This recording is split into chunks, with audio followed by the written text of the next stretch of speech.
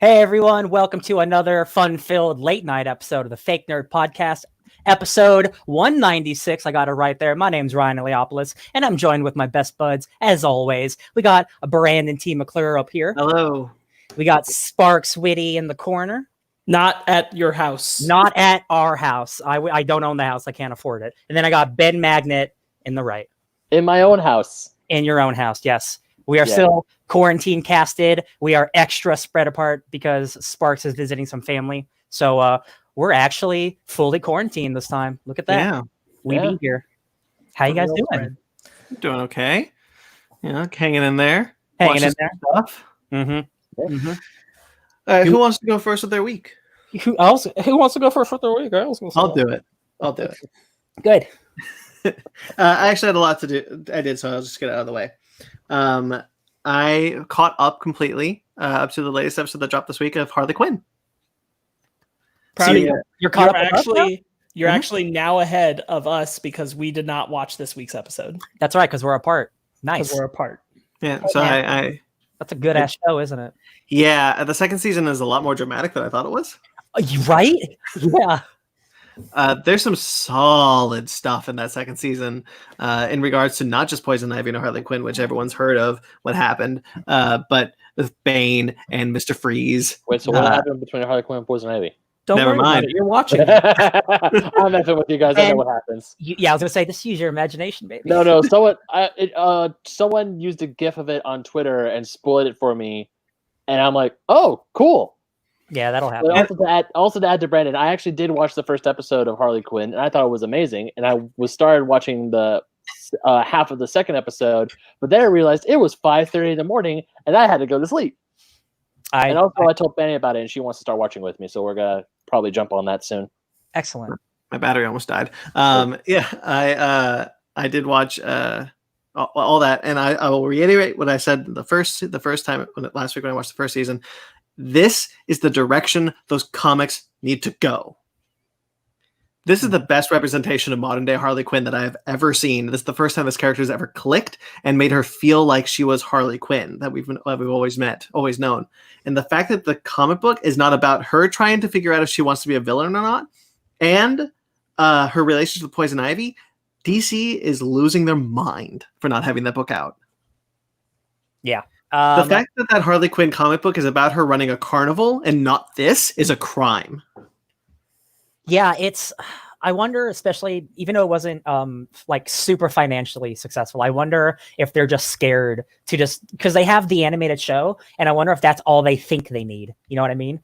Like, this is the route where the adults can get what they want. It's where the shippers can get what they want with the two. Whereas the comics kind of have to be more safe. You know what I mean? Yeah.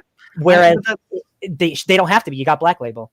Yeah, exactly. Well, not just that, but like you have open gay relationships all the time. They're just scared to make Harley Quinn gay or even bisexual for whatever reason. They just they're fine hinting at it, but they've been trying to reinvent Harley Quinn so badly ever since 2011 with the New 52 with Suicide Squad and then her solo book. They've been trying so desperately to change her or reimagine her or whatever. And then this show comes out and I'm looking at it and I'm like, that's it. That's what you've been looking for.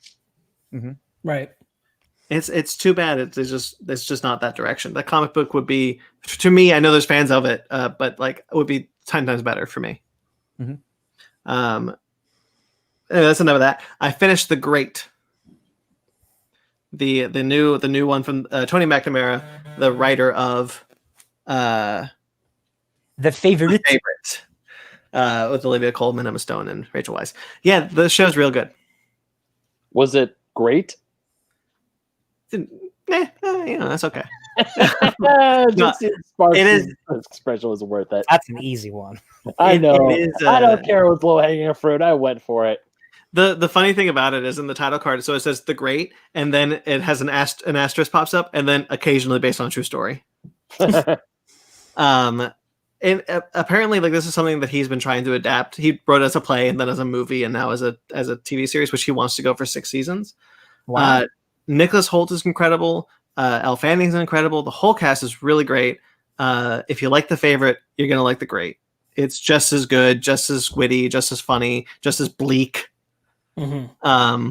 It is every bit as good as The Favorite, I think. And the more I kind of sit on it, like The Favorite, the more I like it. I'm gonna watch it with that guy one day. It's got a great cast. There's an episode where I realized that the one of the actors who plays a surf is from Lemony Snicket's A Series of Unfortunate Events, the series. Mhm. So that got me excited. But what happens with him is super sad, and I won't spoil it. Disney Gallery ended this week, so I watched the last episode of Disney Gallery, The Mandalorian. I haven't mentioned that like the last 5 weeks. I've also been watching that. Yeah, I keep forgetting. I forget every week what I do. I wanted to bring it up because it's the end, and I was on it, and then I stopped, and I was like, "Oh, let's watch the episode," and then I stopped watching it. I mean, they're super quick, and I find them to be super interesting. And watching that last episode, and a couple episodes before, there was a moment where Jon Favreau says, "We wanted to do this show, but we didn't want to base it on Star Wars. We wanted to base it on the things that George Lucas was inspired by."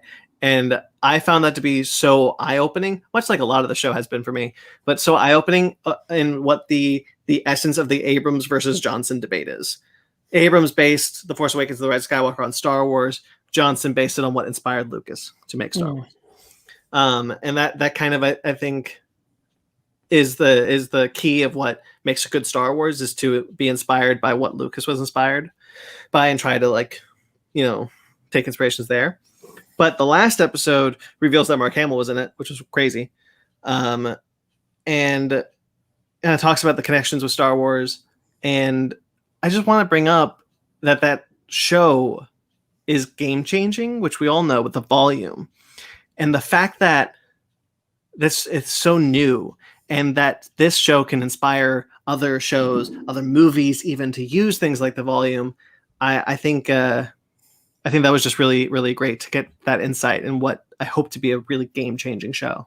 Star Wars has always been on the forefront of changing special effects, like since the first one. Like we talked about it when we did our thing, and I talked about it when I did our downright annoyed thing when we did Star Wars.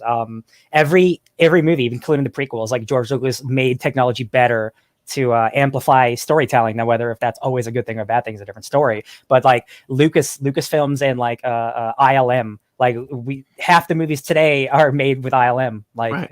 they are part of the industry that they helped found. So yeah, it's very exciting to see like what the next step of the volume, which it's called, which is a super dope ass name. It's like a comic book name. Yeah, the volume. Let's go to the volume. It's really exciting, like how they can improve on something that seems already amazing. Yeah. I'm so excited to see where it goes. I was really surprised the last episode didn't have a tease for season 2. I thought for sure they would drop it then. When's that second season supposed to come out? Supposedly October. June, July, August. That's pretty close, yeah. Yeah. I wonder if they're just playing close to the vest because of COVID and stuff. Yeah, probably. They're probably not even done. It's probably just trying to get to the edit. I don't mind, but I was just surprised. Yeah. Speaking of Downright Nerdy, I did a stream with Downright Nerdy yesterday. Ryan, Ben, you were there. We sure were. Where we just chatted. That was a lot of fun. I think you guys should check that out. I'll link it in the description. It's not there now, but I will after the fact. I rewatched Knives Out. I just want to mention that movie is great. I really like that movie a whole lot. And every single time I watch it, I get more out of it. Speaking of Star Wars, I finished the campaign for Battlefront 2. Finally. Yes. It's been a while since I started that. I love the 3D glasses, Ryan. Thank you. And finishing that, that game has a lot of problems. That single player campaign has a lot of problems. But I think the story is there. It's pretty well written. And it's that pre Last Jedi era. So it still like leads into like some of the themes that Johnson was running with and some of the things. And then I just got sad. You play the DLC too? Yeah. Yeah, the DLC is cool. Yeah. I enjoyed it. So I enjoyed it. It's fun. It's short. It took me forever just to pick it up and finish it. But I hope the same writers are working on a game we're going to be talking about later. Yeah, we'll talk about it later. And I finished Uncharted: The Lost Legacy, which is the 5th Uncharted game, spin-off of 4. That game's awesome.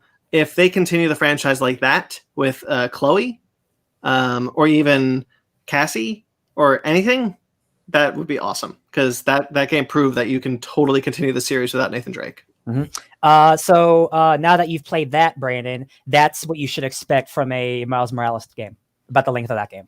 Good. Yeah. It's a good length. I didn't feel like I wasted any money. I didn't feel like I felt like I had a good bite-sized Uncharted that was satisfying. The gameplay is just as good as 4. It's basically a clone of 4, but it's a lot of fun. I liked it a whole lot. And then I'll do this and then I'll plug something real quick. I read Death Metal, the new DC, the Dark Knight's Death Metal event. I also did that. I think the book, personally, I really like the book. I think it's got the potential to at least be not as good as Secret Wars, because who's better than John? I just also did a podcast about that, so yeah, definitely not as good, because Scott Snyder's not as good as Jonathan Hickman, but it could be DC's Secret Wars, and that's really exciting to me to see that kind of like culmination of a story. Hopefully it sticks a landing. I know Sparks and we shared some of our worries before we start recording. Yeah, I mean, I think you and I were both in agreement that this issue just felt like a prologue issue rather than an actual first issue of the event, and that already has put me a little in the tempering my expectations on this one. And that page count. That page count is real low for the price. I was going to say that too. $4.99 is the price. Should have a higher page count. I sped through that book and I'm like, wow, how much did I spend on it? Yeah. I don't understand why the page count is so high for such low, because generally with events DC or Marvel, they up the page count. And so I was a little disappointed in that. But otherwise, I think it's a pretty good start. I hope it sticks to the landing more than anything. Yeah. And we'll talk about it when it's over on the proper episode. And I also finished. I didn't realize I finished it, but I finished Spider-Gwen. Ghost Spider. The third volume of Gwen Stacy's Ghost Spider. I did not know that series was going to end. It definitely did not read like it was supposed to either. While we knew that a lot of the digital title, the print to digital titles that Marvel's going to release, scrapping the print issues for a digital release only. While we knew a lot of those were minis, Spider-Gwen was an ongoing. So I did not go into it expecting to read the last issue, and Marvel knew that because they put a thing at the end and said, "Surprise, we're done." The end. That was a bummer. Yeah, that sucks. Rat bastards. Yeah. So that sucks. That book is over, and the last print issue I have is 8. I have collected the entire series, but I won't get 9 and 10. Yep. The last 2 issues, guys. Come on, throw a guy bone. That's messed up. They should just put those issues out. But I mean, to be fair, like with all of them too, all of these digital prints, like if you're not printing the last issue, that's a nightmare. There's not like my full pull list, but there's like a good selection of books that I'm gonna have to read digitally because I want to finish the story that I've spent money on. Yeah, exactly. And it wouldn't necessarily be a problem if, like Sparks said, digital comics weren't as expensive as print comics. So, bro, if I bought Death Metal for how much it was digitally, I'd be mad. Oh yeah. Oh shit. No. Yeah, $5 for that as a digital is ridiculous. Oh, F that. Yeah. F that. I wrote an article, and I put it up on our website on my blog page. That's linked below. Just want to plug that real quickly because it's the first bit of writing I've done in a long time, and I felt pretty good to get that done. It's kind of explaining the Diamond versus DC thing, DC leaving Diamond, kind of explaining my thoughts on that and giving some context to other clues and things like that. It's I think it's pretty good. It's not my best. You know what's funny is that I because I know what you're talking about, but DC and Diamond are both clothing companies too. So if you were listening to this randomly, I'm like, wow, why is there a clothing war happening? The clothing wars, man. Oh no, Demolition Man too. That's all I did. So that's up online on our website. The link is in the description. Check that out if you want. All right, I'm done. Who wants to go next? I'll go next because it's another week of me not doing a lot. I did go to the comic store, but I didn't read very much. I did pick up this Wolverine versus Sabretooth 3D comic book. That's why I have these 3D glasses. And the 3D actually works really well. And like for for like a shitty 3D comic, it's actually really fun. It's actually written by Chris Claremont and drawn by Bill Sienkiewicz. So it's not a bad comic. It's a little expensive because it's 3D, but that was fun. I played some more Spider-Man. I'm almost done with that last piece of DLC. I will say the last piece of DLC is the best piece. It's not really saying a lot, to be honest. And I will say, if they put this out because they started working on Miles Morales, all is forgiven. I'll just don't worry about it, because they just, again, the third piece of DLC, it's more screwball missions, and it's just like more dudes with different types of weapons that you've already fought. And I'm like, man, this just feels really lazy. And again, playing Spider-Man's fun, so inherently it's just fun to play. But like, it really feels like this was kind of just rushed out because they needed to put something out. The new suits are cool. There's like the fantastic Mr. Bagman, where he's wearing a Fantastic Four suit with the bag. That's really fun to play as. There's the Raimi Spider-Man suit, so I've been playing as that and seeing that in cutscenes. It's actually really fun. I've been taking a lot of pictures. But honestly, most of my week has been playing a little game called Dragon Ball Xenoverse 2. I've played a lot of hours, you guys. I'm already like almost level 60. I've already got my golden form for my Frieza character, whose name is Fridge, like Fridge. That game I played it when Sparks and I moved in together 2 years ago. And for some reason it didn't connect with me, and I don't know why. So when I restarted it, because we might start playing it together and stuff, it's really the Dragon Ball Z game I've always wanted, because every Dragon Ball Z game we play, it's always Saiyan Saga to Buu Saga. You're always doing kind of the same shit, and they're good, but it's generally always the same. Whereas this one, it's kind of doing that, but there are dozens of missions that are just, alternate universe. Like, hey, what if like this happened instead of this happened? The main story is a lot of that. Like, hey, what if Nappa didn't die, so you fight 2 Ozaru instead of 1? Or what if during the Frieza fight with Goku, Cooler shows up? And it's actually a lot of really, really cool moments that are done in really great cel-shaded PS4 graphics that actually... It's one of the few times that I played a Dragon Ball Z game in recent memory where I don't mind playing the same story for the 12th time in a row. Making your character is exceptionally fun, because every single character that you beat, you get to fight them and get their powers. So I have a mix of Dodoria and Piccolo as my main powers, because like Dodoria has some sweet ass moves, and you would never think that because he's just a big pink ugly man. So I've checked out some of the parallel quests, which are the multiplayer quests. I think that's going to be a lot of fun once we eventually get into it. I can see where the challenges come in. I watched a little bit more of What We Do in the Shadows, like 1 or 2 episodes. Besides that, I didn't do much. So that's me. Look at my X-Man. I'm glad that you were enjoying Xenoverse as much as you are, because I think that's really like it's weird to. I almost think Xenoverse 1 is worth going back and playing through just the story of. But I mean, Xenoverse 2 does a lot of the same tricks, even if they're done in a different way, and expands further on that story. But Xenoverse 2 is, it's very much, those games are very much the evolution of what Toriyama wanted to do when he was working on a Dragon Ball MMORPG that ran for a few years in Japan only. And basically all those concepts just came into Xenoverse and became canon there. And I think that's really cool. I like that you can like mentor with characters you defeat, and if you mentor with them all the way up, you get like special things from them.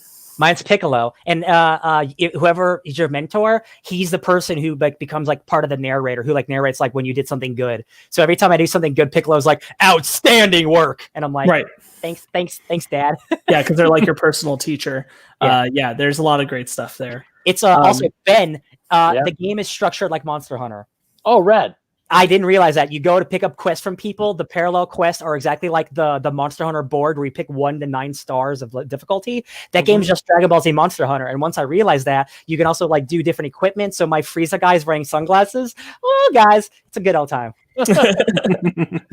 I'll go ahead and go next. I also don't have a lot. There's been a lot of Overcooked in my gaming time. A lot of Overcooked 2.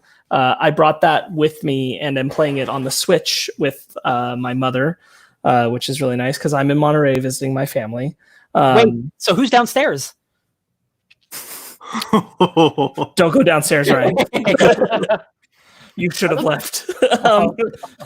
Oh, That's out now. That's out now. Yes, it is. I'm very interested in watching it. There was also some like Battlefront gaming. I, like Ryan, had picked up Spider-Man. I actually started doing a whole bunch of the DLC. I replayed the capture of Kingpin from the beginning of the story just to remind myself how to play.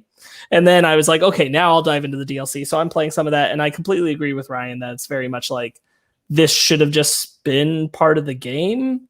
This isn't really, I wouldn't call it expanding as much as it is like bonus mission. It's extra credit. I'm definitely glad that I picked it up for like $5. Yeah, and it I'm doesn't glad that feel like $25 worth of content. It's not worth half of the game. I'll say that. No, yeah, it's definitely one of those situations where like the DLC when it launches price is not what this is worth, but people can pretty much buy for $20 the Game of the Year edition that includes all of it, and I'd say that's well worth like go out of your way and do that. Yeah. Ryan and Megan and I started a documentary series on HBO called McMillions. Oh, right. Yeah. Which has the goofiest FBI agent I've ever seen in my life. Doug Matthews. Yeah. I wish that he would do movie reviews because his movie reviews would be comments on his experience, like about how good the seat cushion was and things like that, because he's a whack dude. Yeah. Megan and I watched one more episode of Stargirl, so the third episode of Stargirl. We're not caught up, but that was the first one where I started to think that the show might get better. Are you keeping up with Stargirl, Brandon? Yeah, I'm all caught up. Okay. The third episode is the first one where I've really started to care because they did things that make me optimistic they're going to have her character recognize that it's not a game anymore. I guess you can say if that's true or not. If the events of the third episode actually shift her character. Are you talking about Yes. Yeah. Okay. I appreciated where that went. Yeah, I think that was an important moment that needed to happen because up to that point, her character is just very hard to care for. She's very unheroic, and it seems like that's kind of the instigator. And I like that it is kind of the thing that goes, oh, we need more than just us, so we need a team, and it's going to bring in more of the Justice Society stuff. So I'm hopeful, but we'll see. That is, in my opinion, the best episode of Stargirl so far. I don't mean this isn't meant to be damning, but so far it is. Yeah. Okay. No, I'm glad to know that because I'm glad to know that I shouldn't expect the quality to keep ramping up right now. That might make me at least appreciate more what's coming rather than hoping like, oh, do that again. Not so I've enjoyed it since episode 1, but I've really enjoyed it so far. Yeah. It's 3 is much more the show I want it to be. So we'll see how that all evens out in the end. Sure. I watched with friends the movie Escape Room. You might remember trailers for this with Deborah Ann Wall in it. Yeah. And the actor whose name escapes me from Tucker and Dale versus Evil that isn't Alan Tudyk is in it. Tyler something. Yeah. Tyler Levine. They're both standout performances, and so is also an up-and-comer young black girl who's in it, who's really good. It was much better than I thought it would be. It's the quality of its escape room stuff for the most part is pretty creative, especially because it's supposed to be like this sinister corporate version of it rather than your run-of-the-mill. I went to the studio above a restaurant escape room kind of thing. I thought there were some solid things in it. I don't know what genre I'd really call it. I guess it's kind of suspense thriller. It's not. I was nervous that it was going to be kind of gore pornish in the Saw category. It's not in that category at all. I also wouldn't call it a horror movie because it doesn't fit that either.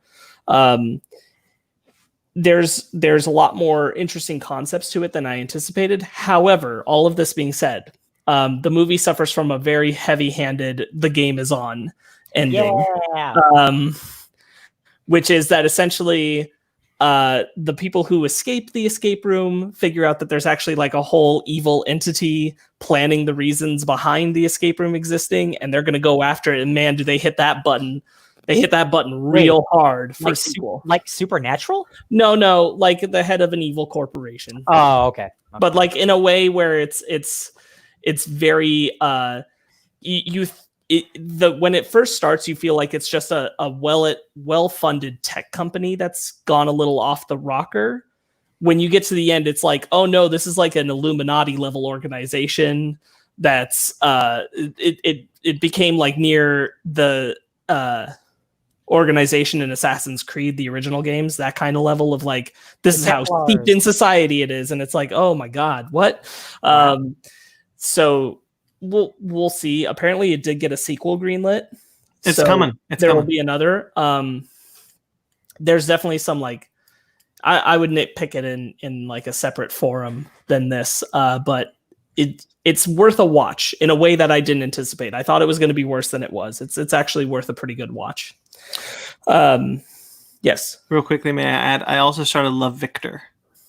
Oh yes, the spinoff of Love Simon. That's real good. That's really good. On our drive down here, Megan and I started listening to an audio adventure that came out just this last month called Escape from Virtual Island, starring Paul Rudd and Jack McBrayer. Oh, which is pretty fun. The concept is essentially that Paul Rudd owns a virtual theme park where people come and they enter virtual reality pods, and it basically creates any fantasy that they want. And they lose somebody in the programming system, so they have to go in and find out what happened. And the script is pretty interesting. The performances are good. We're only in the first hour and a half of it. It's about 4.5 hours. But that's pretty cool if anybody's aware of it and wants to check it out and you like audio plays. And the last thing I'll cover is that I read this comic book. I think you guys might have heard of it. I read Teen Titans: The Judas Contract. Oh, I haven't heard of that one.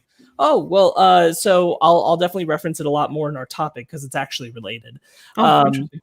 I can't wait to find out why. Oh yeah, definitely. But that was an interesting little like step back, kind of to a similar era of time to our book club, and almost around the same exact period, actually. Almost, yeah. And just what was being written for the Teen Titans at the time was a little more. It just wasn't what I anticipated when I was jumping into it for writing, and I was like, I was impressed in places. Honestly, I don't have a lot of bad things to say about the books. I thought that arc was pretty solidly told, with the exception of maybe like one or two beats. But in comparison to the film, we'll talk about it later. And that's pretty much my week. A lot of the rest of it was prepping to travel, being here with my family, which I appreciate the time to be able to do that. So, and I got tested for if I had the coronavirus or not before I came here, and I do not. So, yeah. Cool. I thought the twist was going to be like, oh, I do now. That would be terrible. No.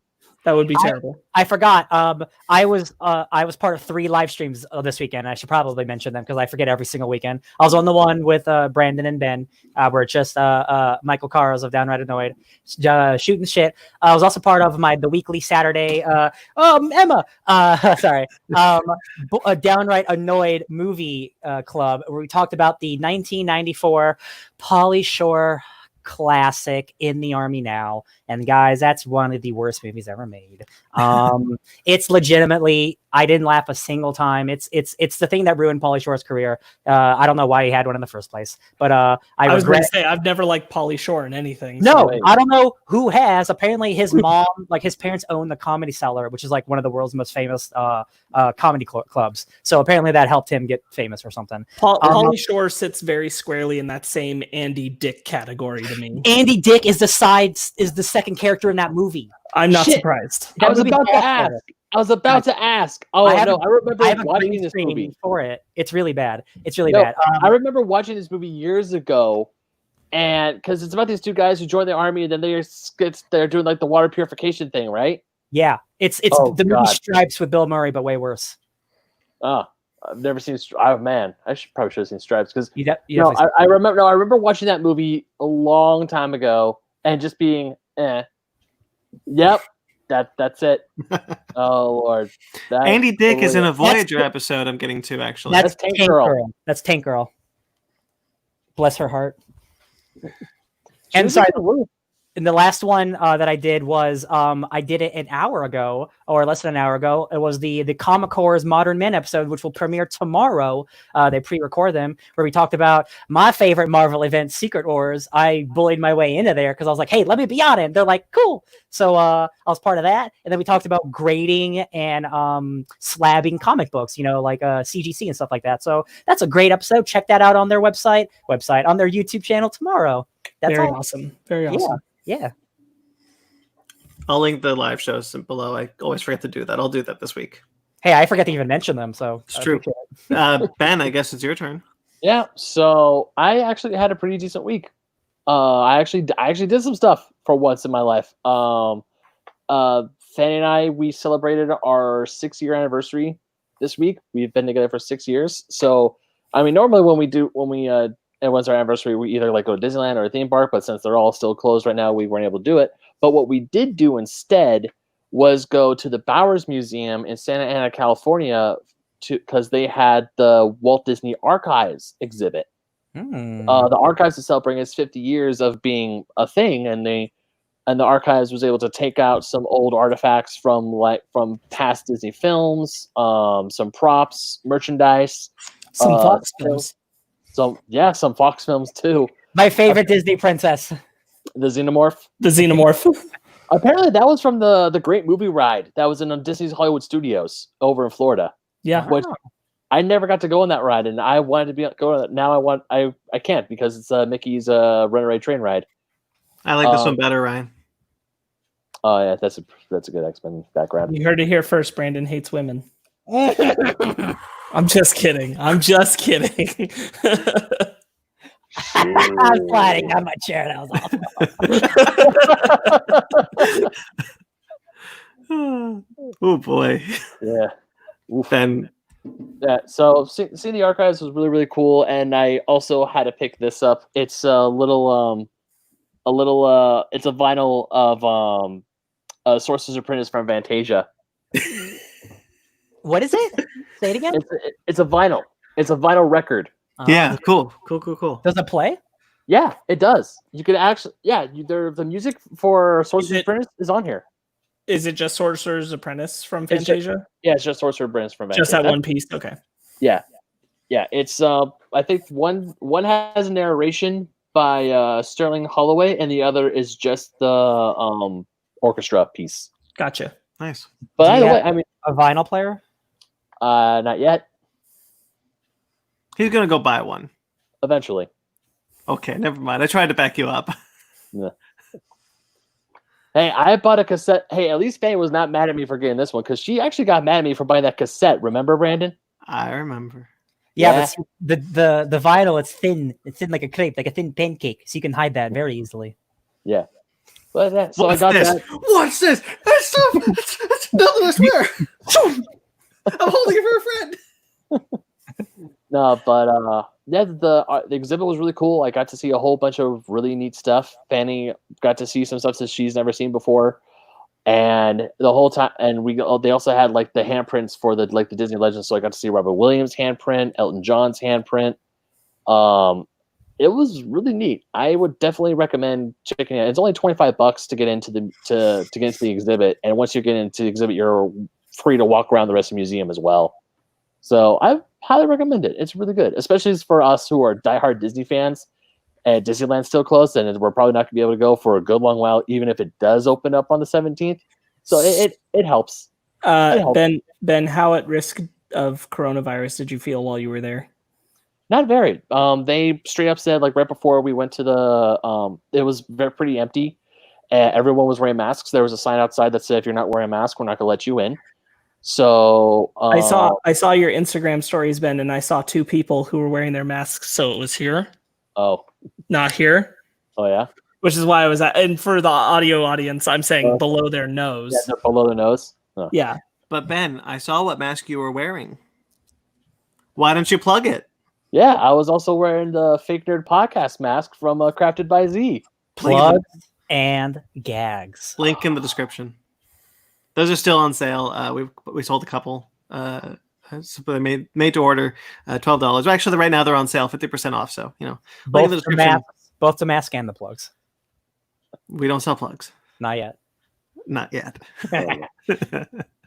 The museum was nice. It was really cool seeing those old artifacts, like seeing the first ticket that Roy bought to Disneyland, ticket number 1 was really cool. I saw your Instagram story. I really like the storybook props. I thought those were really cool. Oh yeah, those were beautiful. Apparently, because there's like a little thing that I guess in the Sleeping Beauty one, it actually has illustrations inside of it too.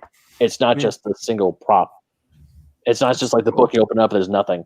Yeah. But apparently that thing cost $1,500 to make back in 1959. Damn. Yeah. That's like a $7 billion. I don't think that's how math works, Ryan, but... No, yeah, inflation. Yeah. Exactly. I don't think it's that high. But other than that, it was really cool. I mean, I put a bunch of pictures up on my Instagram, so if you want to check it out, go there. Yeah, check those out, guys. Looks fun. It looks really fun. Shall we move into our B&B? Yes, you guys go ahead. I already looked at what you're about to start. Oh, wait, hold on. I'm going to hang around for the first bit of news, but then when you get to the Academy stuff, I'm going to dip for a moment to get a charger plug because I'm gonna need that. Okay. Yes, as Sparks said, the first thing we talk about.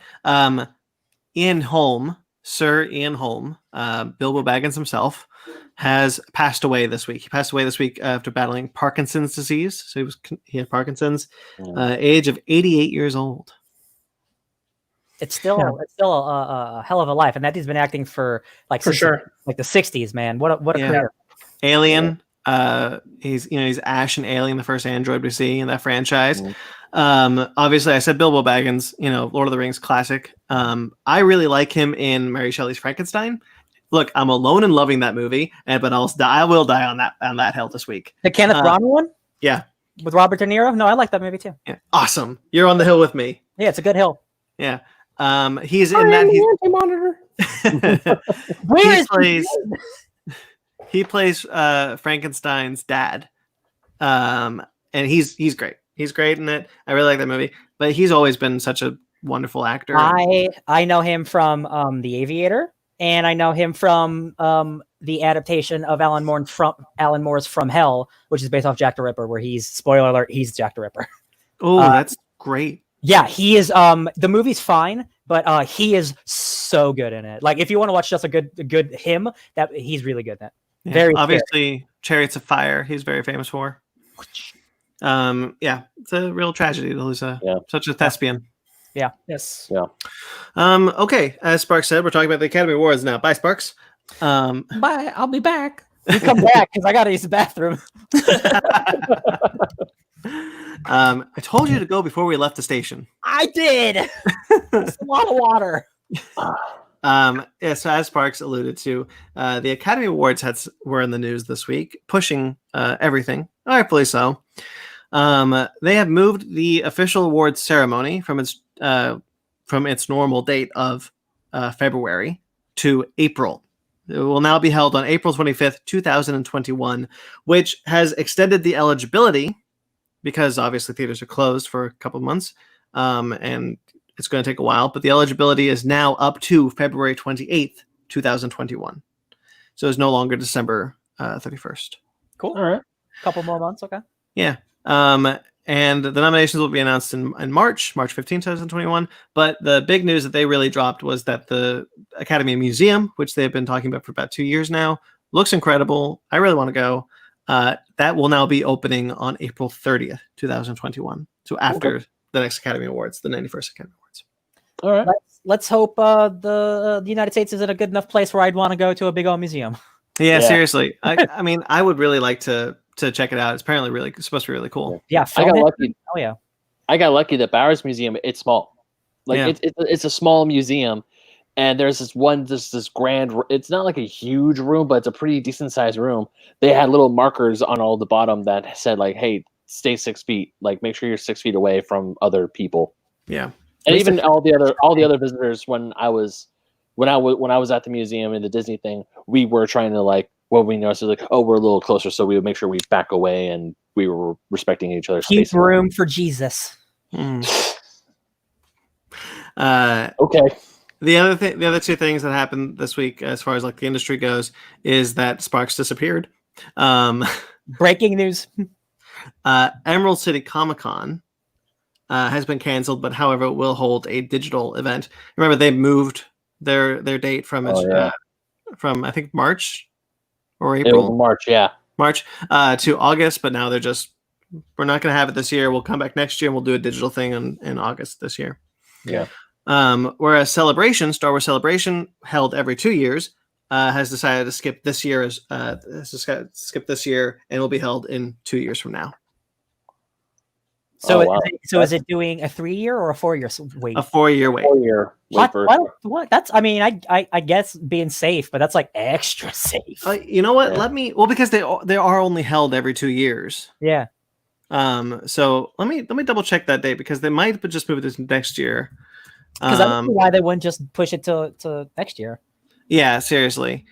I felt the same way, but I was surprised when I saw the date of the next thing. Okay, so Star Wars Celebration will return to Anaheim Convention Center on August 18th to the 21st, 2022. Damn. Yeah. I guess they'll just announce new stuff when they want, instead of having like a big old... Probably. Yeah. Well, let's like just quickly think about it. Well, Sparks isn't here. They got the High Republic, but that's not movies. So they don't care about releasing books and comic news just on the internet. Yeah.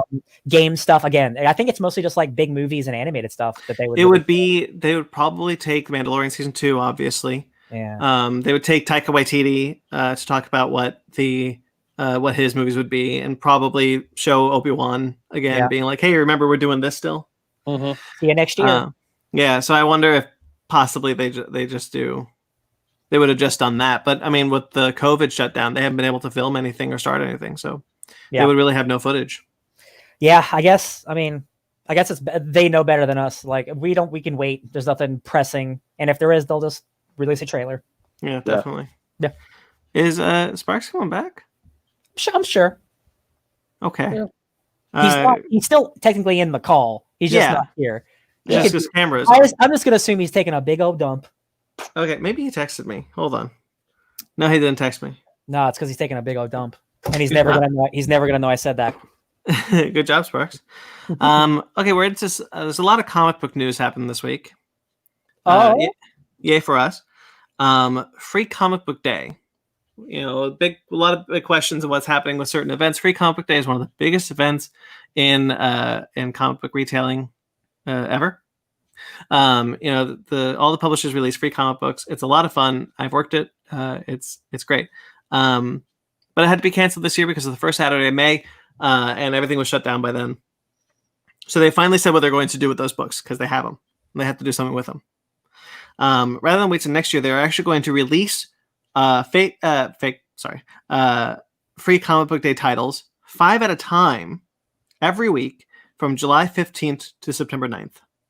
Wow. So instead of releasing them all in one day, they're going to put them in the shipments of participating retailers and just let the retailers release them as they come, or when they want. Oh, that's neat. There is a full list. I put the full list of the free Comic Book Day titles and the dates that are coming out in the description below. If you guys want to check that out, I'm not going to list them all because that's a lot of weeks. But I will say that we knew about the X-Men books were coming, but DC's books we weren't sure. DC had originally had two free Comic Book Day titles: Generation Zero and a kids book. Where's that Generation Zero at? Yeah, so where you at, 5G? Who even knows? But also between then and now, DC no longer distributes through Diamond, and Free Comic Book Day is a Diamond only event. They put it on; it's their event. So looking at the list, the DC Kids title is included, but Generation Zero is not. So it's clearly not. So Generation Zero not being included. But if both DC titles are gone, I would just assume it was just because DC no longer distributes. But the fact that there is that kids book, Generation Zero is pulled. Yeah, dog. That is. We don't know how far along they were. So I wonder if they're cutting off these books and just going to do like a truncated version of it, maybe make it like a mini event, or they're just going to wipe it all. We don't know, because we would have had these books by now. That's the weird thing. I just don't know what to make of this. Like, yeah, I don't either.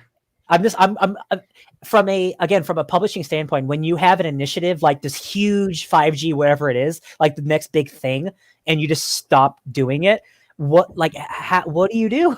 How do you deal with that? What do you put in its place? It's so weird. Yeah, I mean, I told you guys that whatever 5G is, whatever it was, I think it has become something that Bendis is working on. So I don't know if we'll get those Generation 1 shots, although I kind of want them. Yeah. But we're certainly not in Generation 0. And what's funny is they stuck with that time, the timeline thing, right? Where like, so you could still release those generation books that aren't about the 5G stuff, about the past. You could still release those and it wouldn't be a big deal unless the contents in them are directly tied to 5G. Right. So and they're all about Manhattan Wally going through the timeline. And I like it whenever they revisit timelines. I think that's a lot of fun. But I just didn't want this as an event. Yeah. Again, it's going to be really interesting to see in like 2 months what books are out. Yeah. Yeah. Okay. Anyway, so that's exciting. Free Comic Book Day titles. Can't wait for the X-Men ones and the X-Men one and the Venom one. Yeah. Any Patrick Gleason on Spider-Man. Win. Oh yeah, and we get to learn about Donny Cates' new Venom event, and we get to meet Virus. Excited. Ooh. Speaking of X-Men, Ten of Swords is coming. It was pushed, but it's coming. Not only was it pushed, it was extended. Yeah. So Marvel has released the official checklist for the big X-Men Jonathan Hickman event, Ten of Swords. It is a 24-part crossover. What? Hey, so I'm sorry, you guys. For me, this is incredible. Remember at the beginning when they were like, "Hey, you don't need to read all the X-Men books." They lied to you. Yeah. Because Ben, this is one of those types of events where part 1 is in Hellions, part 2 is in X-Men, part 3 is in New Mutants, part 4 is in Children of the Atom. So that sucks because that makes you buy 12 X-Men books. Yeah. And for me, that's great. I'm going to, for the core X-Men fans, this is also not the first time the X-Men have done this. X-Men is one of the only groups where, like, in the 90s, in the Age of Apocalypse, there were literally like 16 books going on at once. Like, it's when they capitalize on it, they go hard. And sometimes it leaves people in the dust. So for people who aren't reading everything, sorry, buy the trade, I guess. There will be one shots to kind of cap off the chapters and start the next chapter. It's set up in 2 and 3 chapter chunks coming out in each month. Look, I'm into the X-Men books. I'm excited for Ten of Swords. I guess I'm picking up 24 titles. See, and again, that's the thing. Like, are you going to invest just this one time into all the books because they are all connected this time?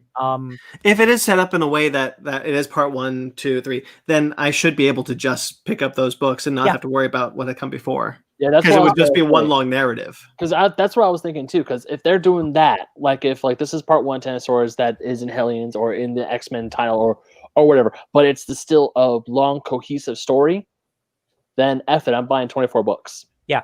I mean, but again, like, oh no, you don't. But if it's one of those things like you should have read everything else beforehand to understand to Ten of Swords, then I'd be like, no, that's why they're releasing 2 prelude books. They're basically releasing 2 0 issues because it's going to be such a big book. The 2 prelude issues are Excalibur number 12 and X-Men number 12. Yeah, oh, cool. Those are already in my poll. So yeah. I'm very excited. This is one of the biggest, again, besides like things like Secret Wars, like this is one of the biggest Marvel events, like tie-in things that they've ever done. And it's because they got someone like Hickman who's able to be the brainchild and feed it all to the bottom, and everyone can just like soak up the nutrients like roots. Right. It's like trickle down economics, but it actually works. Yeah, it's good trickle down exonomics. X gonna give it to ya. The first official part will be Ten of Swords creation, written by Jonathan Hickman with art by Pepe Larraz. Pepe! So that is exciting. And I put the link of the checklist in the description below if you guys want to check that out. It's wild. Yeah, man, it's gonna be big and huge and full of long, hard things. Sounds like every night. Yeah. Oh my. Yeah, made of steel, silver, other cool stuff. How'd you know? See, All I use vibranium because the reviving friction. I was gonna say, That's made it out. I'm sorry. We've gotten a little too far. I was gonna say a mine's adamantium because it never breaks. Ouch. Speaking of rated R, She-Hulk is getting a spin-off of Empire called The Immortal She-Hulk. What? Written by Al Ewing with art by John Davis Hunt.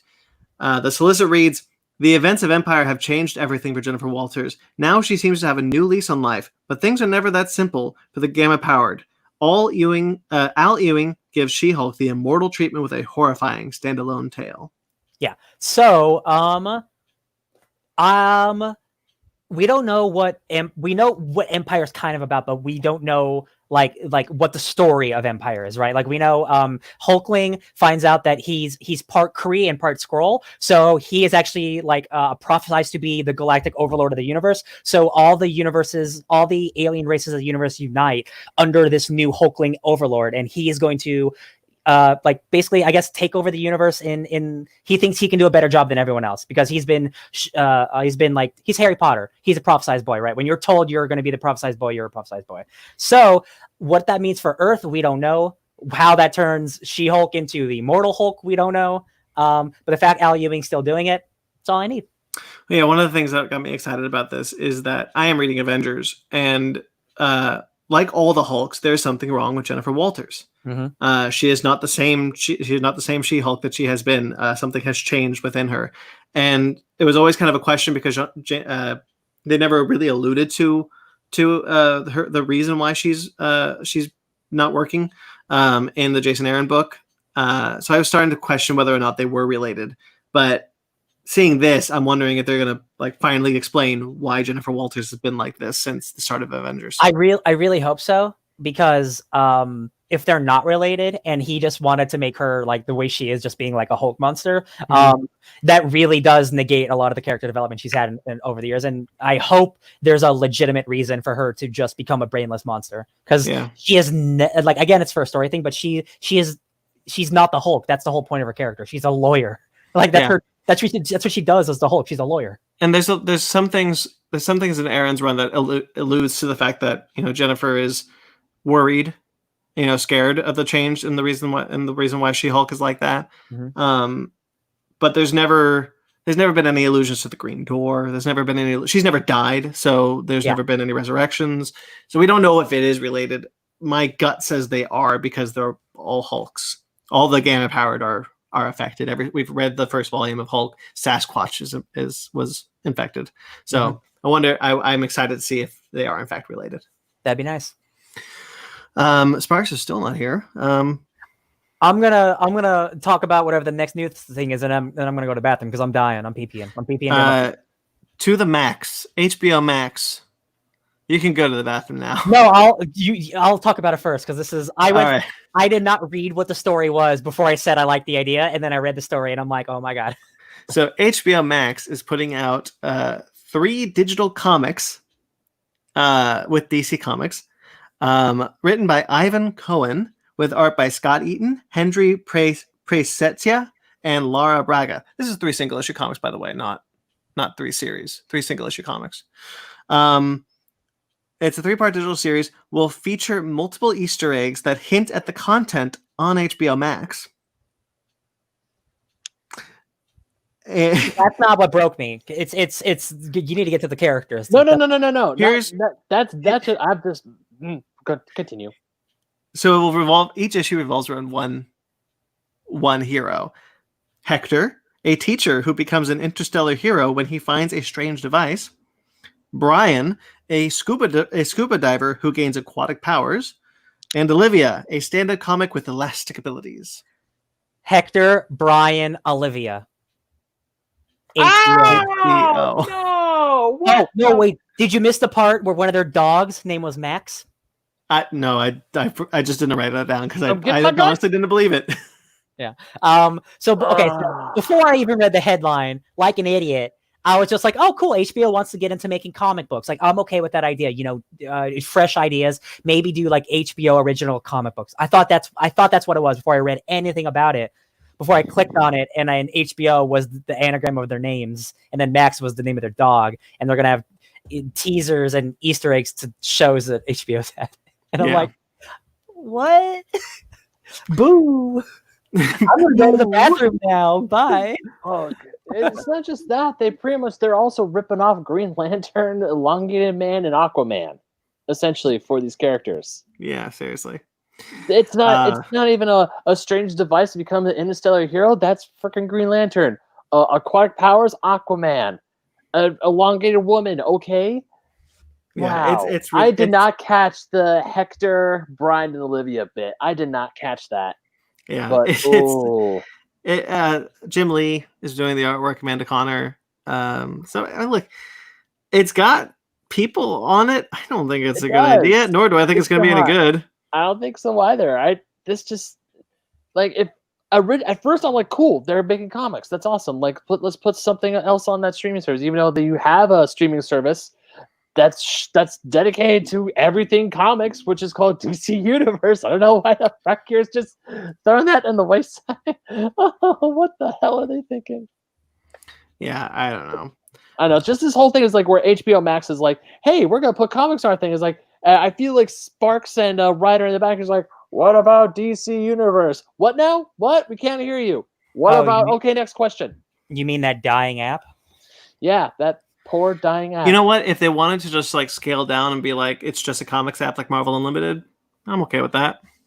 They better bring that price down too. Shit, that would be smart, but I just don't think they're in the business of smart decisions. I mean, I have yet to see any proof of that.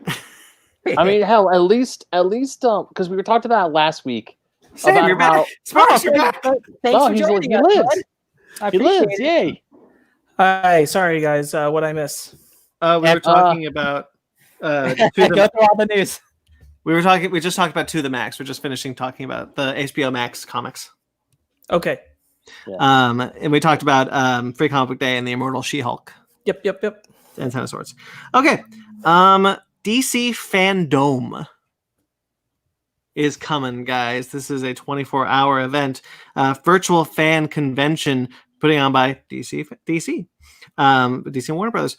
Starting on August 22nd, it's going to be. I'm going to have to paint you a picture, unfortunately, because it's a picture. So there's like one of my French girls, like one of your French girls.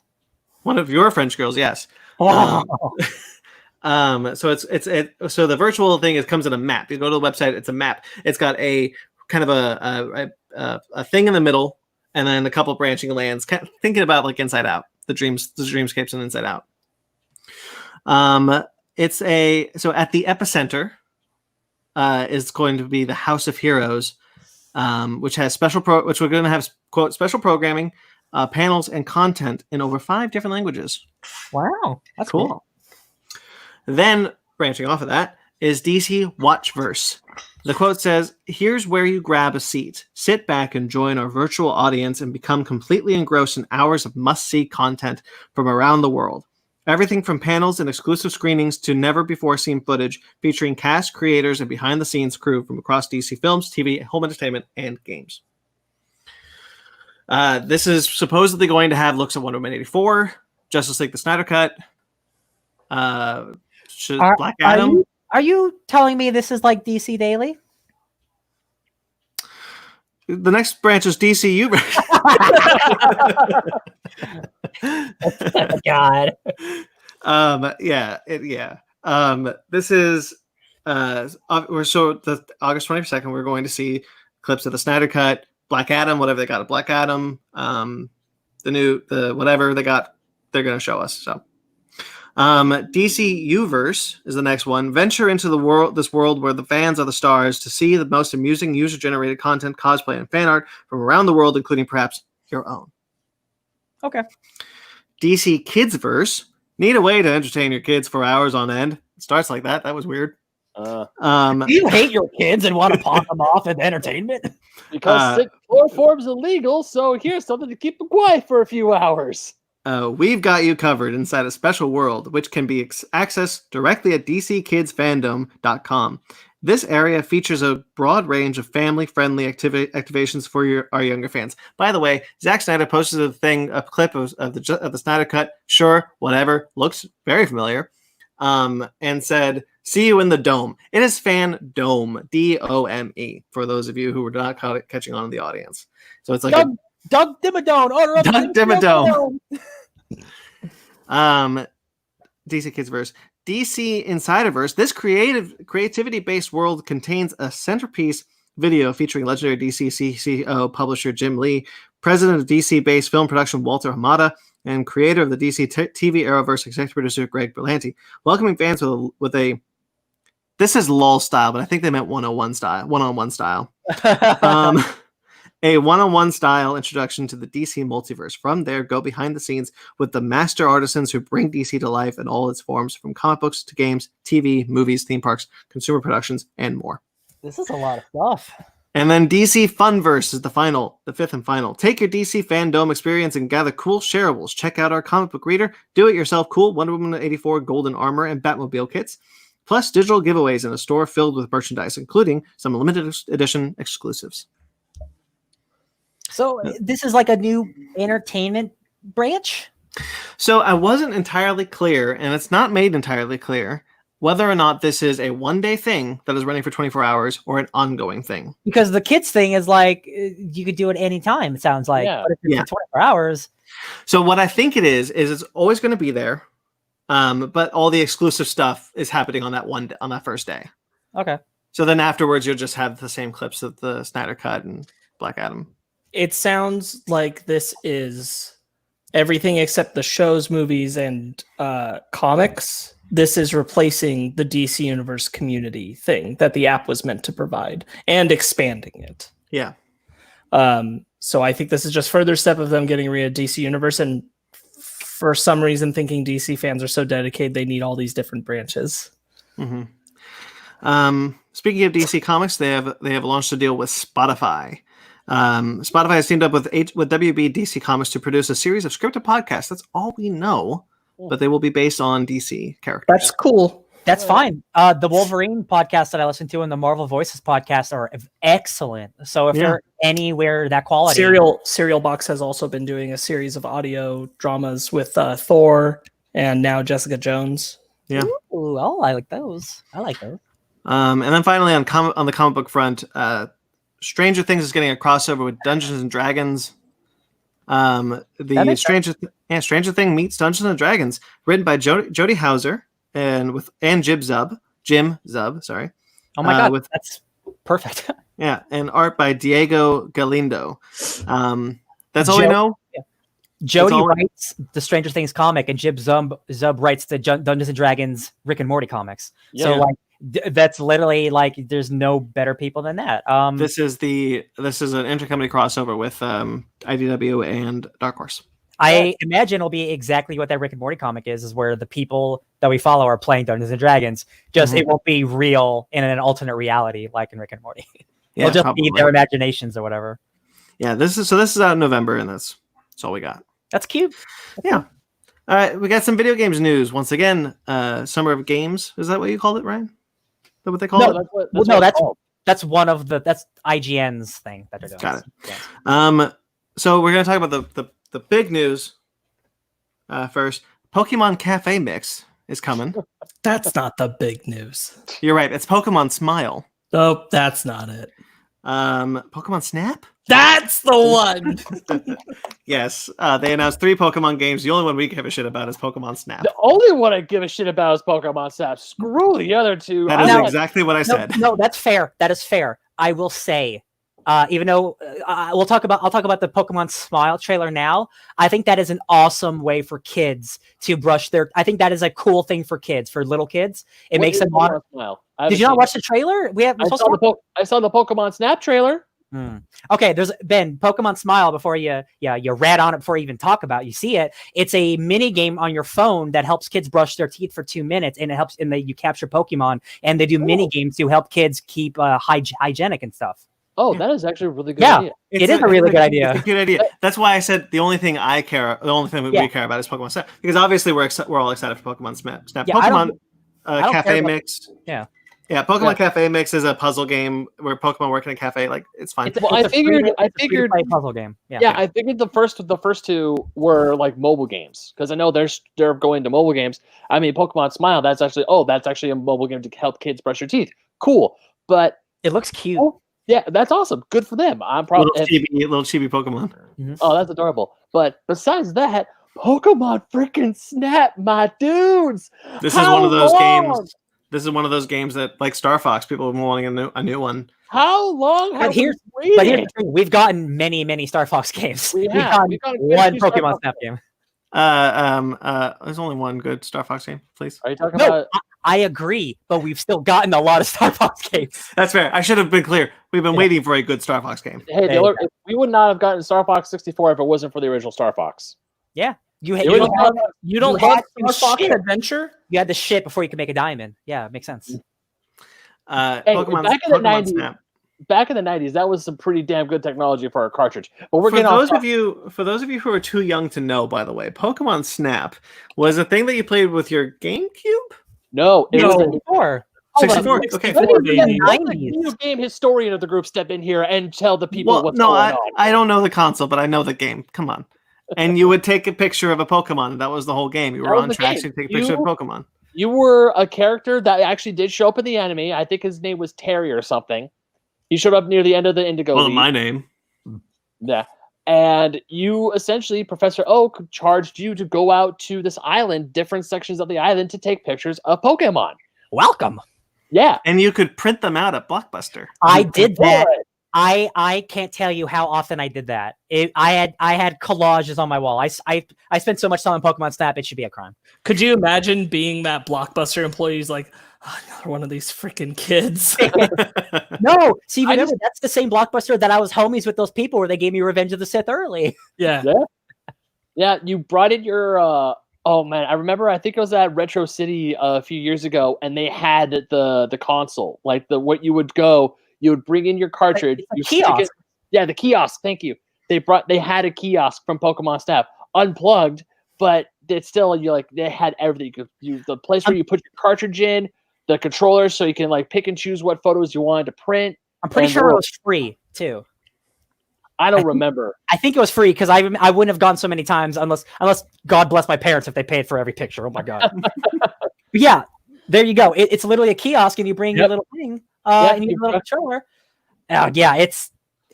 Could you fucking imagine? I'm gonna use my 1X bomb. I'm gonna use it. If they brought that thing back and put those at like Walmart or like at a GameStop, and you can print new pictures. Oh God! Oh my God! Just the fact that if we could print pictures would be awesome, because the second that this thing hits, there's people are gonna be using that goddamn share button for Twitter, Instagram, everything. Everything is gonna go online now. So you know how when Pokemon Go came out, they had that little like Pokemon device you could buy or whatever. Oh yeah, the wrist thing. What if you bought what are they called? Like the floppy photography cameras? The Polaroid. If they made a Pokemon Polaroid where you put your like memory card in and it prints out Polaroids of the game. You mean if you put your game card in, it'll print it out? And you just buy buy empty pictures. Oh, just call me, Nintendo. Can you even imagine if they actually release a Pokemon style Polaroid camera that also just takes regular Polaroids no matter what? Man, that I would. Oh my God, take my goddamn money! Holy shit! Like honestly, the game should have came out a long time ago, especially with like the Wii U, where that was the controller that you hold seriously. up. Like any console, that should have been it. But the fact that it's coming out now, even better. I'm happy. For a year, people have been wanting a sequel to Pokemon Snap, and I've 100% completed Pokemon Snap. That's one of the very few games I know I have 100% completed. It's not hard to complete Pokemon. I was gonna say I did it like at 9 years old. It's easy. Yeah, it's pretty damn easy to get all 62 Pokemon in that game. Now on the Switch, with over 800 some Pokemon in the Pokedex as of today. Look, even and only give I'm them like excited. 30 Pokemon. Oh God! But Even I'm excited for this. The game is under construction, or the game is it's under development right now. It's all we know is it's coming. It's real. We could stop begging Nintendo for another Pokemon Snap. All right, everybody has a new reason to live. It's all good. Yeah. Speaking of new reasons to live, I probably have another reason to live with the second they announce anything about Metroid Prime 4. I've been waiting for so freaking long. well, the next thing is Metroid Prime 4. Bullshit. No. You're right. There is more in the news. Okay, so EA had a thing this week also. Boy. Did they? Oh boy. Or did they have a Star Wars Squadrons thing that had a couple of loose extra bits? So real quick, did you guys watch it? Because Sparks and I watched the whole thing. I didn't watch the whole thing. I didn't have the time. It was not it worthwhile. It was not worth watching at all, is what I'm trying to get at. So I'm glad you didn't waste your time like we did. Okay. They announced a couple of games. They did announce that Apex Legends is coming to Switch. I don't care. And crossplay. And crossplay. Oh, there's a lot of so the big thing this not generation but this year is games being crossplay, where if I have an Xbox, you have a PlayStation, we can play together. Yeah. A lot of games are doing that now. So pretty a lot much everything EA announced. Yeah, which is great. Crossplay. Which is great. That's good. They also announced a game called Lost in Random. That looks really good. Yeah.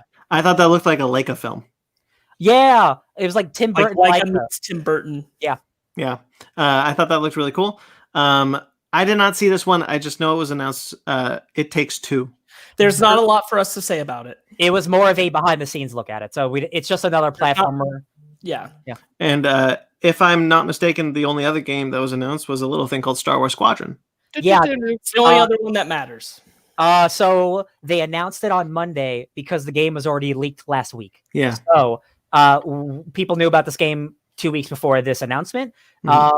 It really took the steam out of this entire press conference, because if they were leading up to Squadrons, the entire world already knew about it, unfortunately. So this press conference, compared to the PlayStation one, again, even the Microsoft one, this one felt like just completely a waste of time.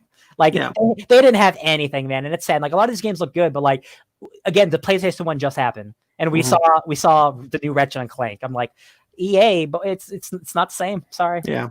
But I am really excited for Star Wars Squadron. The trailer looks really cool, and the gameplay trailer got me way more hyped than that story trailer.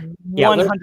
Oh shit! I missed the gameplay trailer. I thought it was only the story trailer. Baby. The gameplay trailer shows you kind of, and I'm not mistaken, it's first person the entire time you're in the cockpit, right? You don't go out. I think it is, but because it's the same engine as Battlefront, I wouldn't be surprised if you could just choose, because I don't think they would lock it in. We were talking about Battlefront.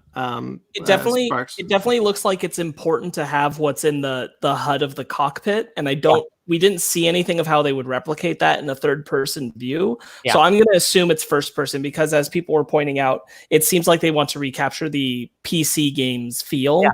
And that was always in the cockpit. Yeah, and Sparks, we were talking about before, like if this were just the Battlefront space combat, just more of that, this game would not work.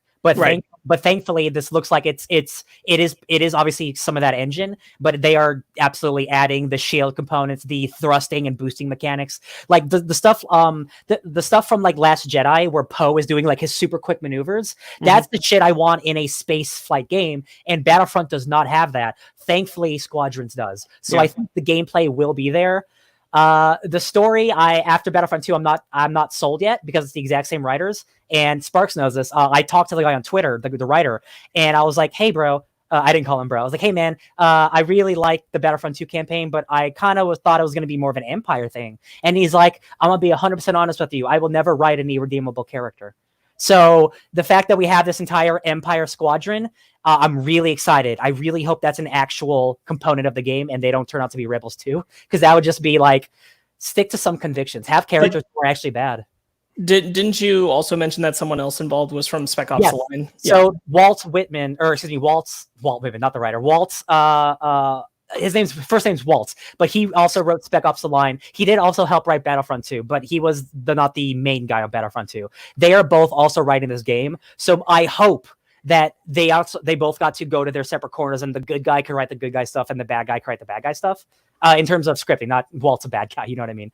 I really want to see I want to see people in the Empire with convictions that they believe in the Empire, because I want to see people who are wrong get what's coming to them.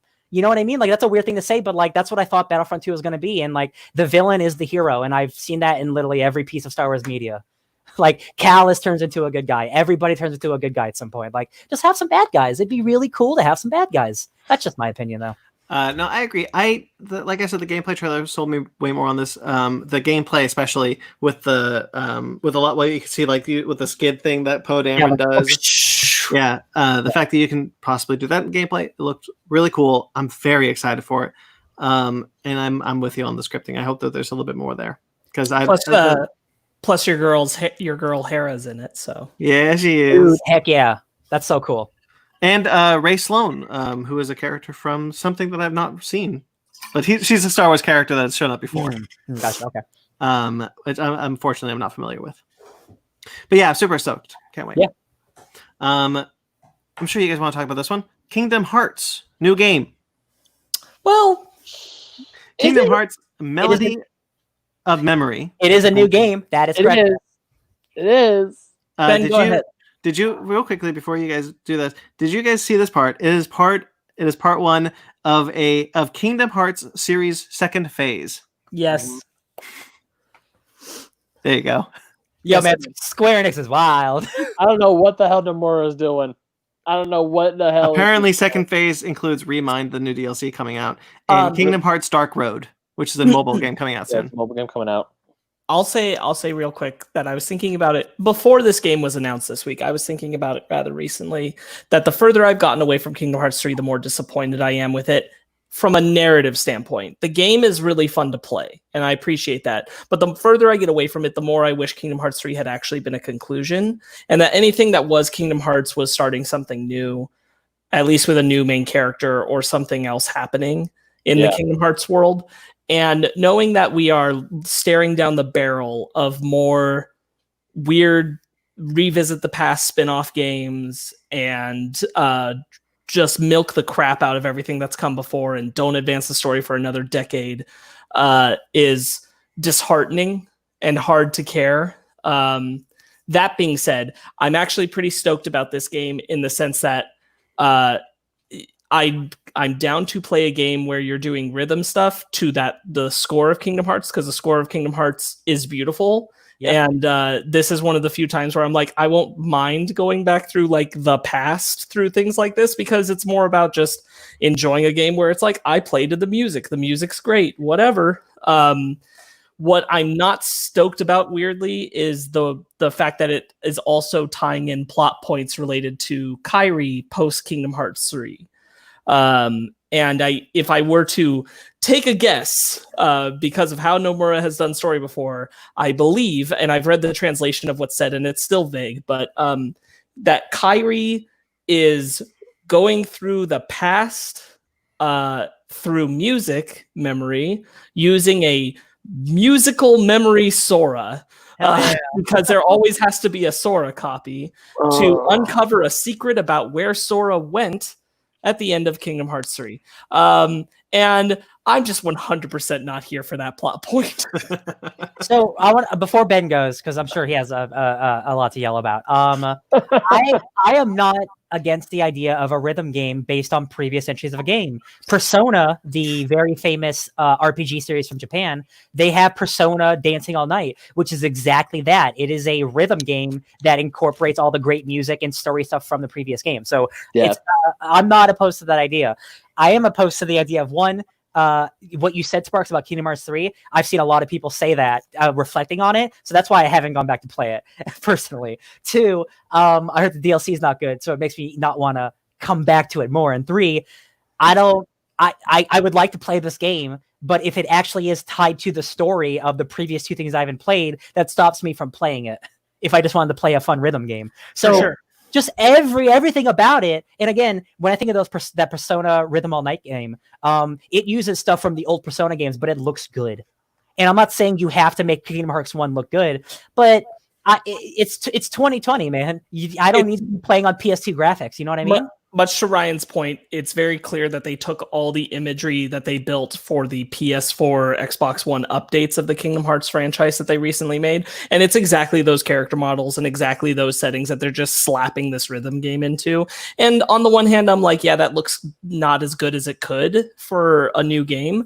But at the same time, I'm like, I don't really care because it's a rhythm game. And I don't care when it hits that point. Again, it is the fact that this is one of those games where they could have just done it and said, it's a game where you play play to the music of Kingdom Hearts and that be it. That this didn't have to have story elements. The story elements are actually actively ruining it, in my opinion.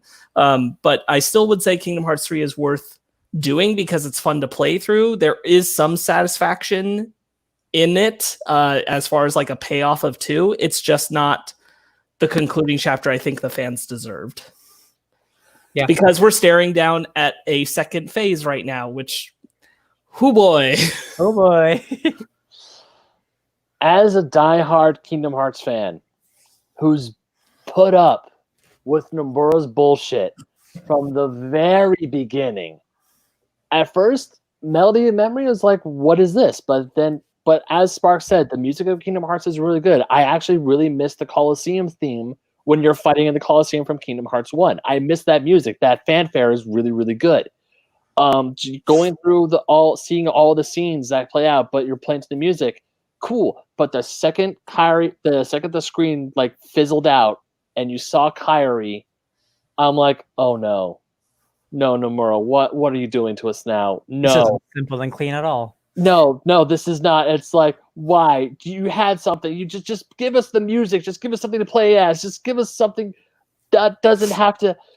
Oh, it reminds me like the way that you described it, Sparks, about how this is like a musical Sora going through. This is Recoded all over again. Yes, and I did not like Recoded. I did not like that game that much. That's probably the worst. The best way I can sum it up to you, Brandon, as a person who hasn't done all the Kingdom Hearts games and everything, is that Kingdom Hearts 3, because people had longed for it so long, they wanted a really good conclusion to the story they've been waiting for.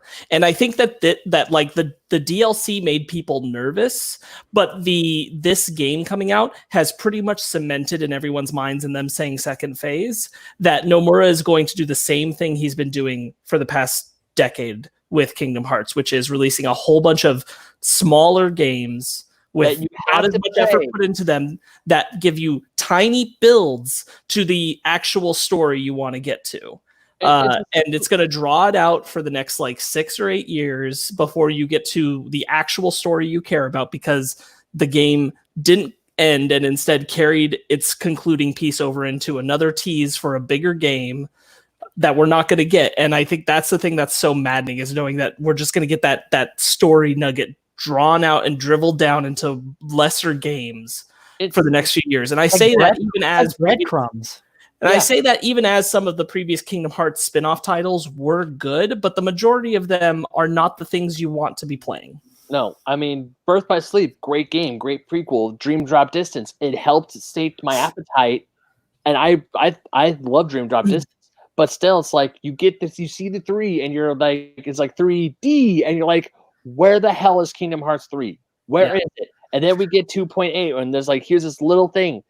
It feels like what Nomura is trying to do. He's trying to make this grand MCU style story, but this was before the MCU, though. No, but you have to watch, like you have to see all the movies. You have to watch all the TV shows. You have to read all the tie-in comics. You have to go. You have to go freaking go to the store and buy that tiny little $2 thing that only. It's just dumb. It's really bare minimum. Like you cannot actually understand the story of Kingdom Hearts 3 if you haven't at least read the previous game spin-offs. It's impossible to actually appreciate and follow it unless you've at least read people describe it, even if you couldn't play it. And that's just not how the story should be built. I don't think there's anything more maddening than you cannot play just 1, 2, or 3. That you can't just do that, because you will be 100% lost. 100% lost. And not only that, Nomura's putting the bits of the story that were really important on different consoles. This was the first game, the Chain of Memories. I thought it was just a retelling of Kingdom Hearts 1 on the Game Boy Advance. And then when I started playing it, I was like, oh, this picks up right after Kingdom Hearts 1 ends. And those who just went from 1 to 2 were confused, like, who the hell are these dudes? What's this organization thing? What's with the black coats? What's all this? Did you play Kingdom Hearts Chain of Memories? No, what's that? Right. And I am completely convinced, in a world where Kingdom Hearts 3 ended solid, just done, ending, and then they announced, hey, we're coming out with a game like this called Melody of Memory, where you're playing back through the previous Kingdom Hearts titles as a rhythm game just to play through the music of the game, everybody would be like, that's super dope. What a nice way to revisit that franchise. But that's not the world we're living in. If the second half of that trailer didn't play, where like it turned into the I'd be so like, whatever. Okay. Great. I would have been like, you know what? If the game is good, I'll probably pick it up. But now that I don't even want to get just into the wait for the DLC to go on sale. That's all. It's all we're waiting for. I'm still waiting for the DLC to go on sale. I'm not gonna pay 20. I'm paying like $10 or $15 for that. 20 is like the highest I'll go, and that's only if I'm in a really good mood. That's what I said about comics, and then I spent $50 on a comic. Yeah. There's Kingdom Hearts, man. What a weird place to be, where you've had like the best game that could have existed in that franchise gameplay wise, but the most frustrating game that could have existed narrative wise. That is funny enough. That's the exact same story of Metal Gear Solid 5, because Konami basically kicked Kojima out and he couldn't even finish the game. And MGS5 it's arguably the best stealth game ever made. But that story is cut to pieces, and it's so sad. But playing that game is like a revelation. Sparks, I actually had the same thought you did about Kingdom Hearts 3 of narrative. The more I think about it, I'm like, man, that narrative doesn't give me the satisfaction I feel like I should have gotten as someone who has been haha Brandon, haha. But as someone who's been with this franchise since the literal beginning, and that is what I got. I'm like, are you shitting me? Really? It's what it is that Kingdom Hearts 3 successfully pulled off an end game feeling when you're at the end of the finale. It feels like the culmination of every game you've played up to that point. It was all worth it. The story was done. Here it is. But it's like if at the end of Endgame, they tacked on the game is on. Not after the credits, before the credits, they tack on, hold on, there's still this thing related to everything, and you got to go to the next movie. And that ruins the spirit. Even though we know the MCU has more ahead, that would ruin the spirit of that film, and that's what Kingdom Hearts 3 did. Yeah. Endgame doesn't really have a tease for a sequel. That's what I mean. Is like it's even though there's much more MCU story to tell, it's good that they made it feel like a final point. It's like if they killed Thanos and then they teased Annihilus immediately right after. Exactly. Immediately. But we just ended. Yeah. What happened? Yeah. Okay. Should we get into some trailers? Yes. Yeah. Let me get Warrior Nun. Let me get off my Kingdom Hearts rant. Do you guys know this was based off a comic? Blood Vessel. No, I did not. I do now. It looks dope. It does look dope. Real cool. This is a well mixed trailer. Yeah, I agree. I enjoyed this. I enjoyed this trailer a whole lot. I hope the movie is just as good. Yeah, it's a series actually, isn't it? Oh, you're right. It's a TV series. I was going to say I thought it was a series. I'm very looking forward to this. This is probably the most excited I've been for a Netflix original series like this since The Witcher. Yeah. The Witcher got the go ahead to start filming again. I'm so excited. I'll toss a coin. Hell yeah. I'll toss that coin. Yeah. I'm waiting for cons to come back so I can see people cosplaying as Geralt, so I can toss a coin in your Witcher and give them a chocolate gold coin. You should just chuck a chocolate gold coin at a Geralt. Ben lies awake at night waiting for cons to be announced for this specific reason. This one. He did it. Like, darn it. He has had the chocolate coins in the fridge. Yeah. He's been waiting. They're just sitting there for months. Frozen chocolate coins. That could kill a man. Doom Patrol.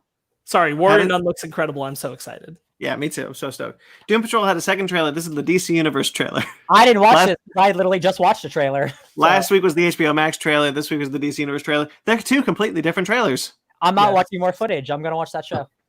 Ryan, who are the sex men? I don't know. That sounds great. Well, they're in this trailer. Did you say sax as in saxophone or sex as in work? Oh, okay. Ben, there's an entire scene where an entire street of people have orgasms simultaneously. That's not the weirdest thing the show's ever done. God, that's a good scene, though. The second trailer is completely different. I still want to get into this. All right. Then we move on to a new reality game show called The Floor is Lava. Now on Netflix. I haven't watched it. It's out. Yeah, it's out. Oh, it's out. Yeah, yes, it came out this Friday. A couple trailers that we're going to talk about that things are already out for. Oh, rad. I really want to see this. This looks really cool. But the trailer also dropped this week, so I mean, It's weird, yeah. yeah. But this looks like the best version of this kind of reality show I've seen in a long time. I'm super into it. That looks awesome. A fun, I called it like lazy American Ninja Warrior because it looks like regular people trying to do stuff, not like athletic big boys who have muscles. It's just like, oh, look, it's Susan from accounting trying to jump over these chairs. Try and get across because, hey, you can't touch the floor. The floor is lava. It sounds like I think sounds like a Cookie Masterson if you ever play the Jackbox games. It's got a good announcer voice. Yeah. Also, I like what the water looks like. It does look pretty good, especially. Yeah, I agree. It's supposed to be lava. Okay. You guys have seen Groundhog's Day. You guys have seen Happy Death Day. You guys have seen Happy Death Day to You. I'm sure you guys have seen the Stargate SG-1 episode where Jack O'Neill and Teal'c have to loop back in time to a point because the Stargate keeps exploding. You're wrong. Oh, damn, it's a good episode. But I bet you haven't seen Palm Springs. Well, no. Yes, the new Groundhog's Day romantic comedy starring Andy Samberg. Funny enough, Groundhog Day is the next movie club for our Downright Night movie. So I'm like, man, there's going to be a lot of Groundhog Day happening soon. Yeah, this looks like I don't know how many Groundhog Day scenarios I have to see before I'm tired of it, but I'm not You've tired seen of Edge of Tomorrow. I forgot about Edge of Tomorrow. Edge of Tomorrow. I'm not tired of it yet because this looks like it's horror comedy, and it's kind of like Happy Death Day. So I'm not against it. I like the cast a lot. I'm a big Andy Samberg fan. So I'll definitely. And it's really cool that there are two people doing this time loop this time. Yeah. Yes. And like, it looks like fun. people find out about it later on too and stuff. So like it looks fun. Mm-hmm. Yeah. And I was trying to look it up, but the actress who played the mom, Kristen Milotti, she's from How I Met Your Mother, is leading it as well, and I think that's awesome. There's also Tyler Hoechlin is in this. Superman, awesome. Superman. J.K. Simmons. J.K. Simmons. Peter Gallagher is hidden somewhere in that cast, and I'm a big Peter Gallagher fan. So I'm real excited. Yeah, I think this looks really good. Yeah. It does look. I'm looking forward to it. I mean, I like Andy Samberg. I liked what's her what we just said? Kristen Milotti. What was it? Kristen Milotti? Kristen Milotti. Okay, Milotti. Okay, there's a T in there. Yeah, I call her the mom.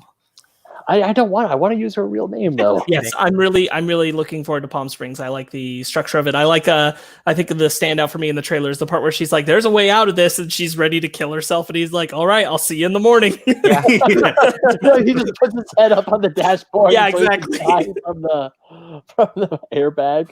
Yeah, I thought that was really funny. It's one of those time loop things you might have heard of. That I might have heard of. Deathstroke Knights and Dragons. This is the new Deathstroke CW Seed film, which I'm sure came out in 5-minute chunks. Because they came out with one before. No, right? I think this is it. This is the same This one. is it. This is the same one, yeah. This is the same one. Yeah. All right. I felt like I was living in a world of deja vu. I'm like, didn't this happen? I don't know. We watched a trailer for it like months ago, and it just still hasn't come out yet. This is the DVD release. It's coming out. CW Seed. Yeah. I actually thought the animation looked really good for CW Seed. That Michael Chiklis plays Deathstroke. It may or may not be part of the Arrowverse. No, it's not because he gets because we see him get a super soldier serum. Yes. Yeah. I'm into this, and I like the because I didn't remember the first trailer what it's about, like Knights and Dragons. So I'm like, is he fighting mythology stuff? But it's literally like he's literally like, no, like I am a knight protecting like my daughter against bad guys who are dragons. I'm like, that's kind of cute. Yeah. After this week of Deathstroke and I like Deathstroke. The more I see Deathstroke every week, I realize I really like that character. I don't know why. I just think he's a dope ass bad guy, or sometimes good guy, whatever you want to call him. I like this portrayal just from the trailers more than the Deathstroke that has been used in the animated films we've been covering. Same. I'll say that. Definitely more than the first time. I'll say that. 100% more than the first time. I will argue even still with this second outing we'll get to later. Yeah. But it still looks like it's worth watching. Yeah. You know what doesn't look worth watching?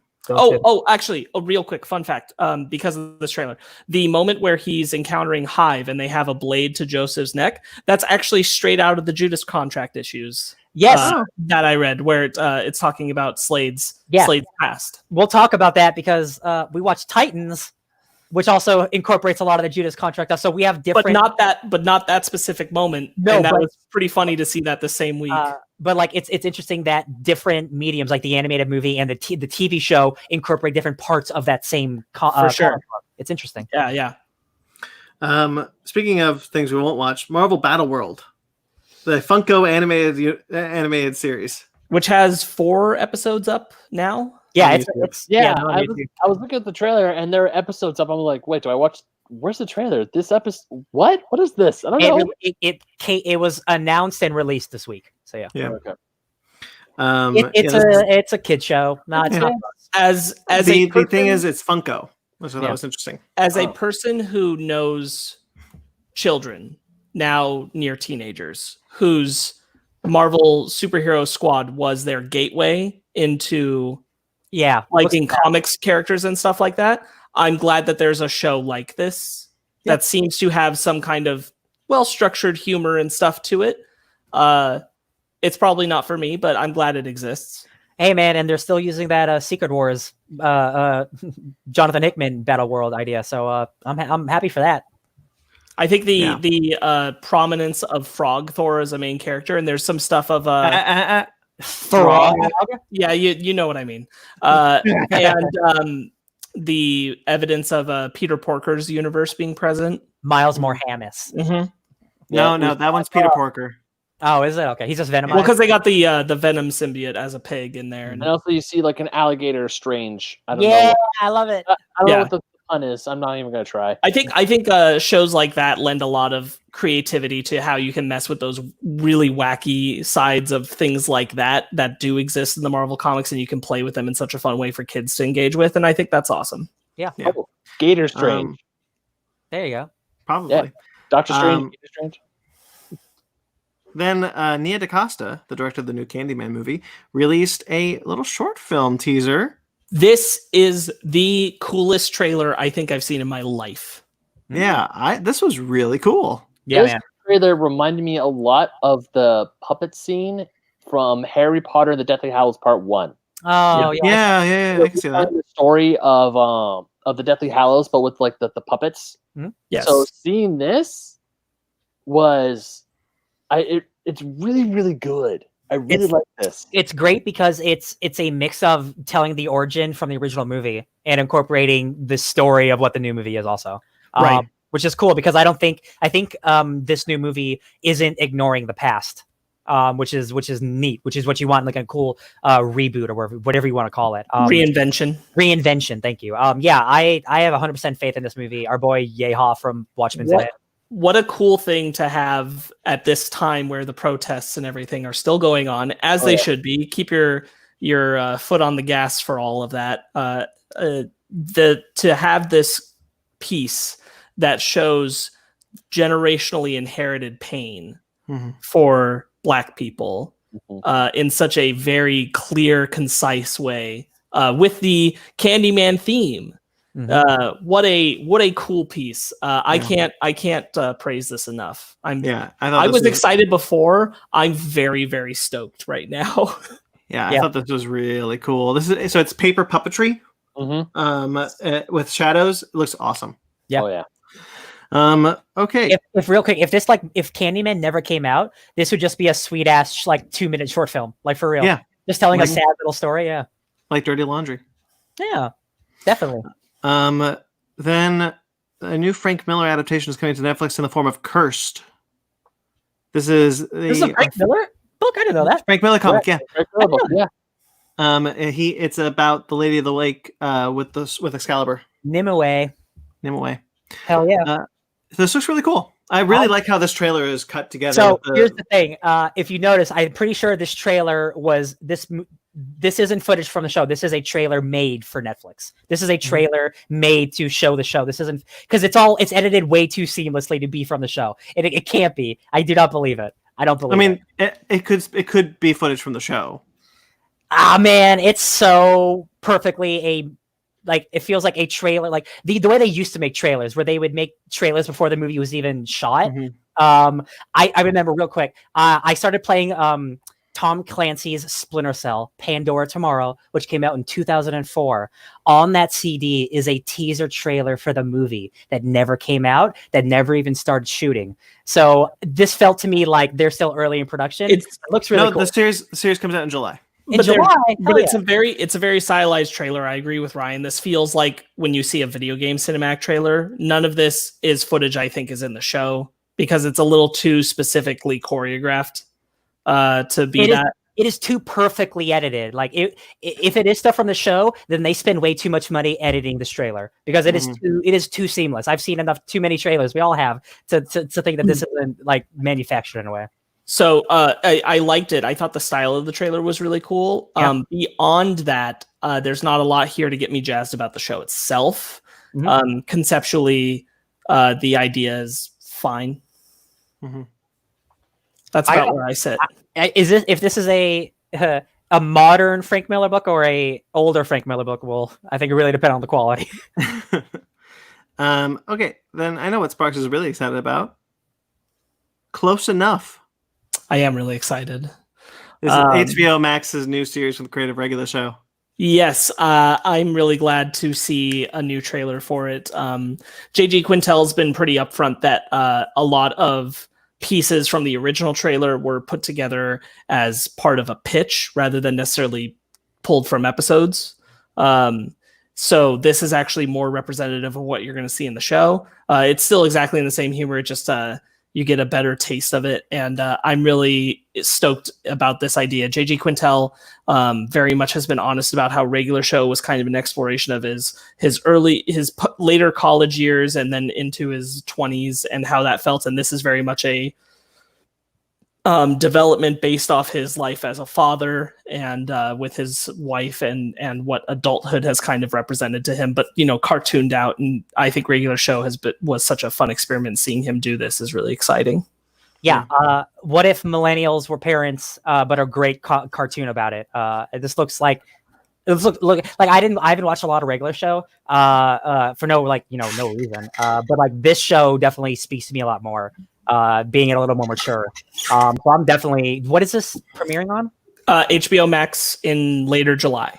Cool. Yeah, I would love to watch this with you. 100%. Yes, I will 100% be checking this out because I'm a huge fan of Quintel's work. I became a regular show fan because of Fanny, and I really enjoy regular show. So the fact that J.G. Quintel's new show's coming out, because I really dug this trailer. I thought it was hilarious, especially the scene where the mom spells out SHIT. Because that a thing like that actually happened to me when I was younger, where my parents were spelling out. It wasn't shit; it was brat. And then, of course, I turned around and was like, "Oh, I know what that spells." Yeah, and they're like, "Damn it, that school's really good." Yes, I'm optimistic. I think this is going to be a solid cartoon. I hope HBO Max gives it a good run. Mm-hmm. Real quick. Cursed is illustrated by Frank Miller. He did not write it. Thomas Wheeler is the writer. Very cool. Very cool. Good to know. When did it come out? 2019. So I absolutely have more faith in it that he didn't write it. Yeah. I saw books of Cursed at Barnes & Noble when Witcher was also at its peak. So I was like... It already has like soon to be a Netflix show already on the... It had a freaking Netflix thing on. So I was like, where in the trailer is the trailer for this coming out? I want to know what it is. Yeah. And then just under the wire, Disney released the trailer for The King's Man. Disney is The King's Man. Yep. This is the prequel, the much delayed prequel to Kingsman: The Secret Service. Yeah. This definitely feels like a trailer that they didn't want to make, that they're making because coronavirus. So they have to like re-hype, but they can't. They're trying really hard to not show you too much more of the movie, but not regurgitate what they've done before. Because I can feel it. Yeah, they've never said Rasputin's name before, but they spell it out now to make you, hey, make sure you know that's Rasputin, the guy who doesn't ever die. Make sure you make that a point. I'm like, oh yeah, this was still a good trailer. I just got more footage than I wanted to see, to be honest. Like, I'm sure there's a lot more. This trailer did sell me more than the other ones, even though it was a worse trailer. But like seeing what the action looks like, I think this is going to be. I never have a problem with his action. It's never the action of Matthew Vaughn I have a problem with. So it looks like a dope ass action movie for sure. Yeah. I love that first Kingsman film so much. Like I told you, I'm willing to give anything a pass, at least after the Golden Circle. But I even like the Golden Circle, but I'm very excited for this one. It clicks all my buttons. It's got Kingsman. It's period piece. Yeah, I'm super stoked. Golden Circle just suffers from some undercooked villain and some really problematic sexism. Yep. Mhm. Poor Lancelot. R.I.P. Justice for Lancelot. I Let's wish get justice that was for all Lancelot. that was wrong with it. Let's get justice for Lancelot. Trent. Oh, Halle Berry.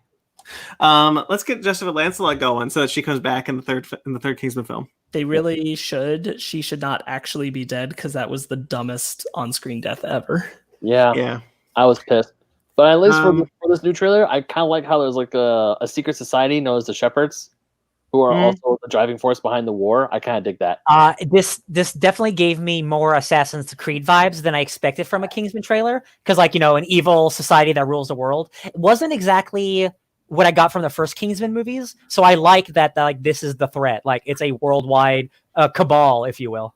My fingers are crossed that Jiamon Hansu gets to live all the way to the end. Because I just recently watched the Charlie's Angels film, and guys, Jiamon Hansu was in that. Do you think he lived all the way to the end? I want to say yes, but your tone says no. There are 3 Bosleys in the movie. And he is one of them who gets the axe. Oh. Yeah. I'm assuming, right? Oh yeah. I mean, sorry for those spoilers, but Jiamon Hansu is the less famous black Sean Bean. Sean Bean. Oh, Man, he's getting killed all the time before he gets to do anything solid all the way through. We gotta find a movie that Sean Bean and Jiamon Hansu are both in, and see if either of them survive. Because that's the ticket. That's the 7th. If there wasn't a movie called The Expendables. Wait, guys, I know he survived all the way to Captain Marvel. Yeah, okay. This is a prequel to his death movie. I would give you that if he were in the movie for more than 10 minutes. That's fair. Oh yeah, you're right. Okay. Should we get into our topic?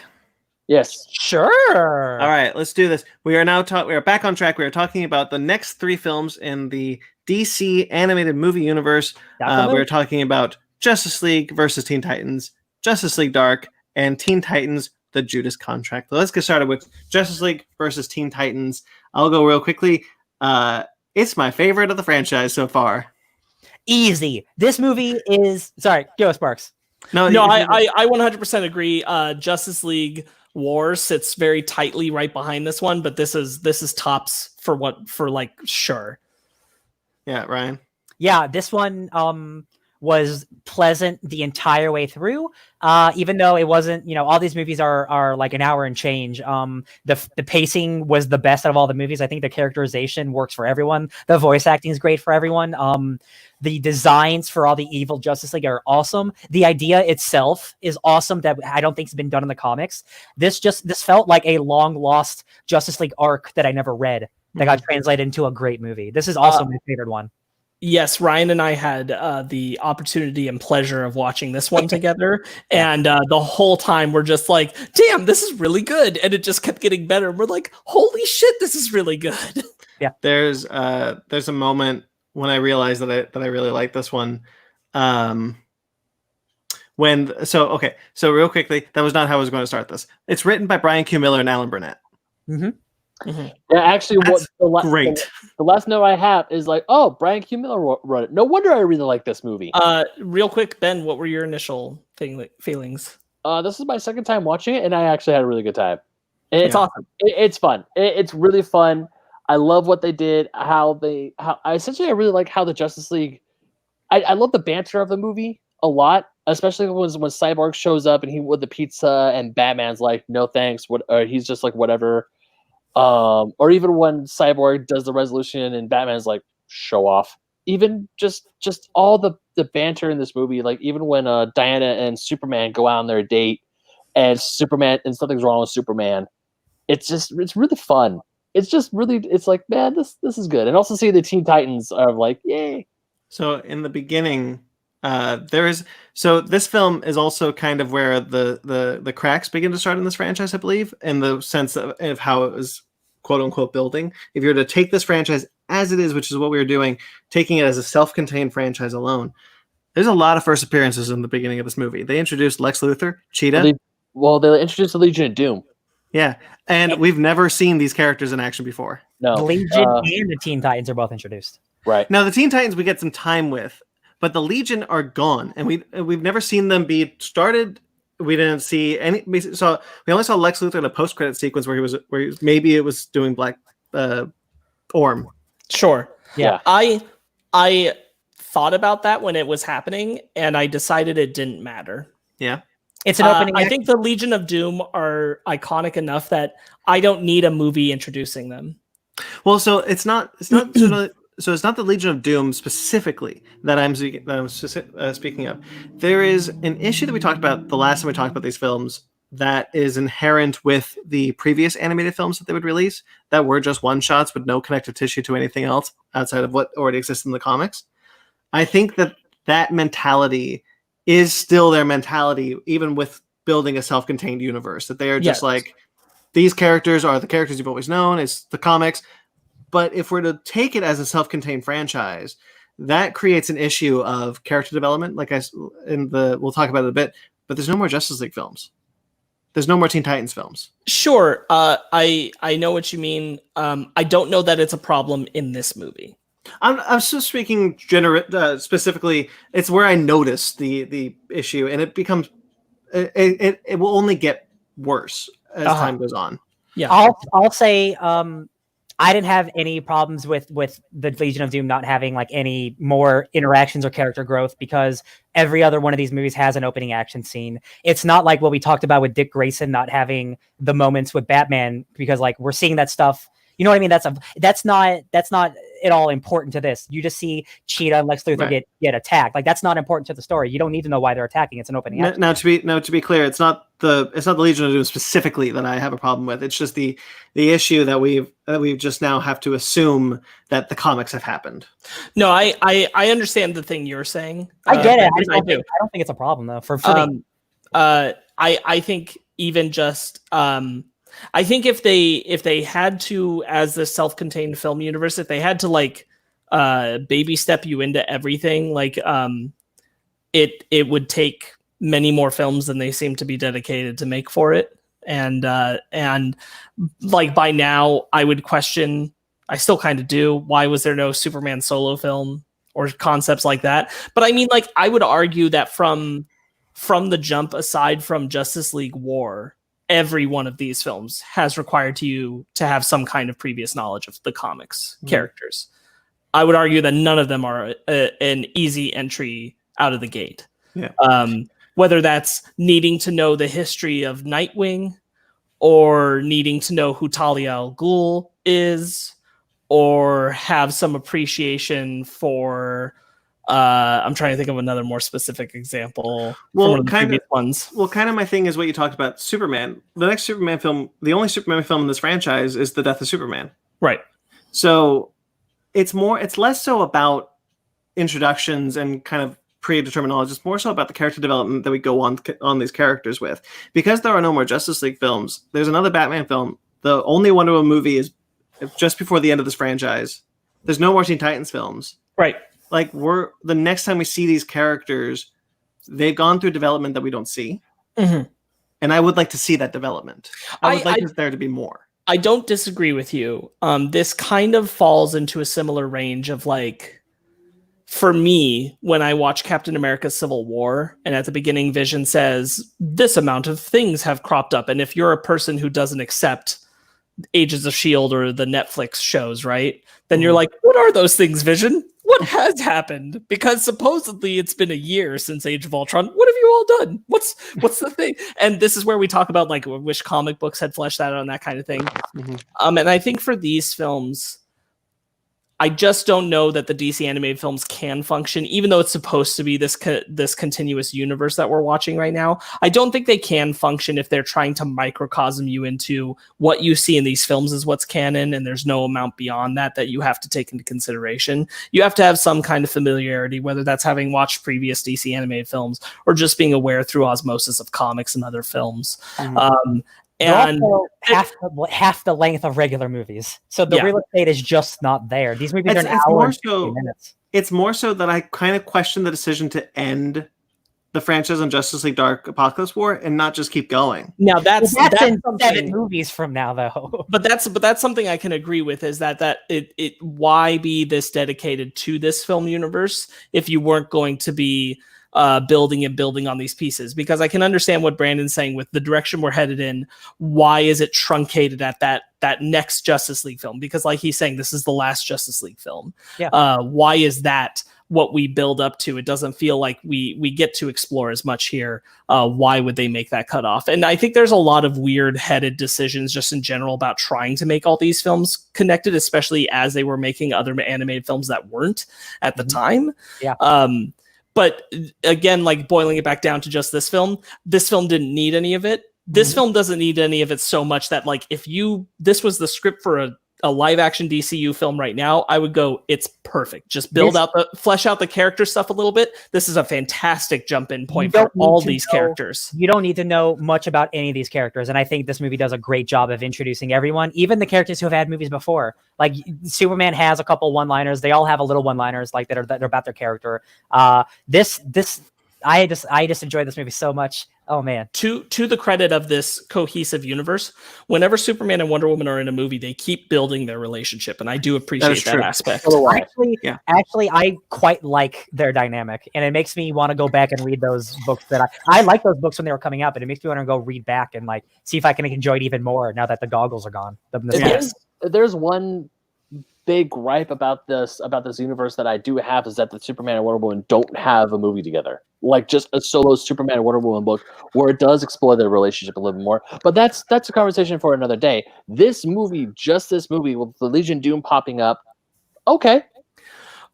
Real quick before we move off and just talk about this movie, just one more note about the continuity. I think its strongest points are Superman and Wonder Woman. If we are analyzing it as a cinematic universe, I think that the things that feel like they actually are transitioning and growing across the films are Superman and Wonder Woman's relationship and Batman and Damian's. Setting aside Son of Batman. Yeah. Damian is a core developing arc, and I think it actually really works. And I'm glad that this is kind of a central heart piece of that story. Yeah. Damian with the Titans is some of my favorite stuff, like for real. Damian is part of the Teen Titans right now, and I don't think the comic book Damian as he exists right now works with that Teen Titans team. Do this. This is the best the Teen Titans have been in since Cyborg left the Teen Titans, became a Justice League member. Bro, I was thinking, like, the last Teen Titans book that I actually bought was the relaunch with Kenneth Rocafort on the art. And that dude's incredible, right? But even his art couldn't save that book because it was still trapped in the New 52. DC doesn't know what to do. Much like we talked about Harley Quinn in the beginning, DC didn't know what to do with the Teen Titans once Cyborg left. Right. When Cyborg was taken to the Justice League, they didn't know what to do. So now, here you go. Right. I just wanted, because Ryan said the last Teen Titans book. The last Teen Titans book I bought was Earth 1 by Jeff Lemire.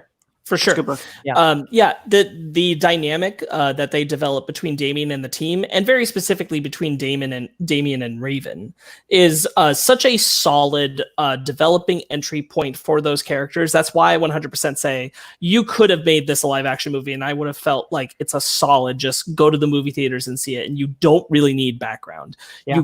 You just flesh out some, like, this movie's under an hour and a half. You add another half hour or 40 minutes or so, and develop and flesh out some of those character beats, but don't add in anything like beyond that. Just expand on what's there, and it'd be a flawless live action film to check out. Yeah, the voice cast is really good. I think what's her name? Teresa Farmiga. Teresa Farmiga as Raven. Tessa Farmiga. Yeah, I think she's perfect, and she would even work as a live action one because she has that like quiet reservedness. So down. So I agree 1,000%. Then the Titan Raven.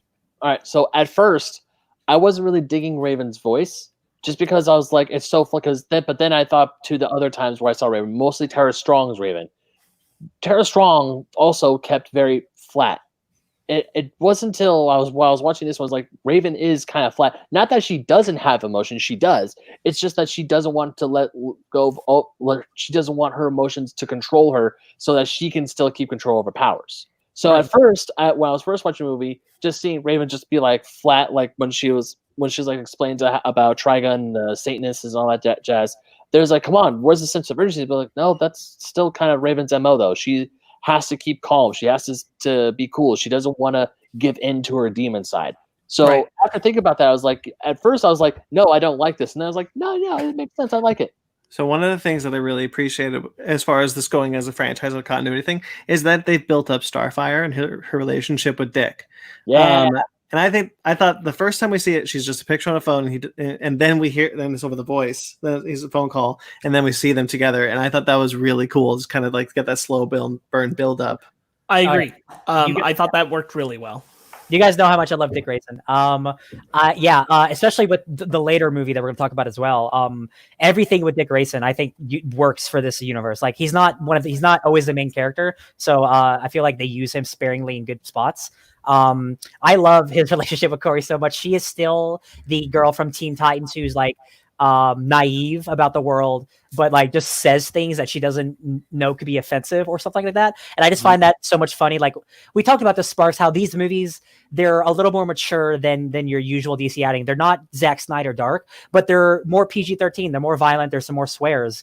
And this Corey worked so well for me because she's a little like people are sexual, right? People have sex. Spoiler alert. And the way she just doesn't know how to phrase things, this and the other movie work really well for me. It's really cool seeing a character evolve from when I watched her as a kid to now we're both adults. And I just think that's super cool. Yeah, I will completely agree with all of that. I do think that somewhere between this and the Judas contract, I think they go to the well of Dick hitting on her and then being like almost sexy time and then something interrupting it. I think they go to that well maybe one or two times a little too often for this franchise. Sure. But other than that, I agree with you. I'm glad that that's a part of the relationship. I'm glad that's something that's present. Yeah. I was talking about Sparks, you mentioned Raven and Damien, and one of my notes is that was a good idea. Yes. Pairing them together. The carnival sequence when he's trying to impress her and he beats Beast Boy at that dance is so good. Yeah.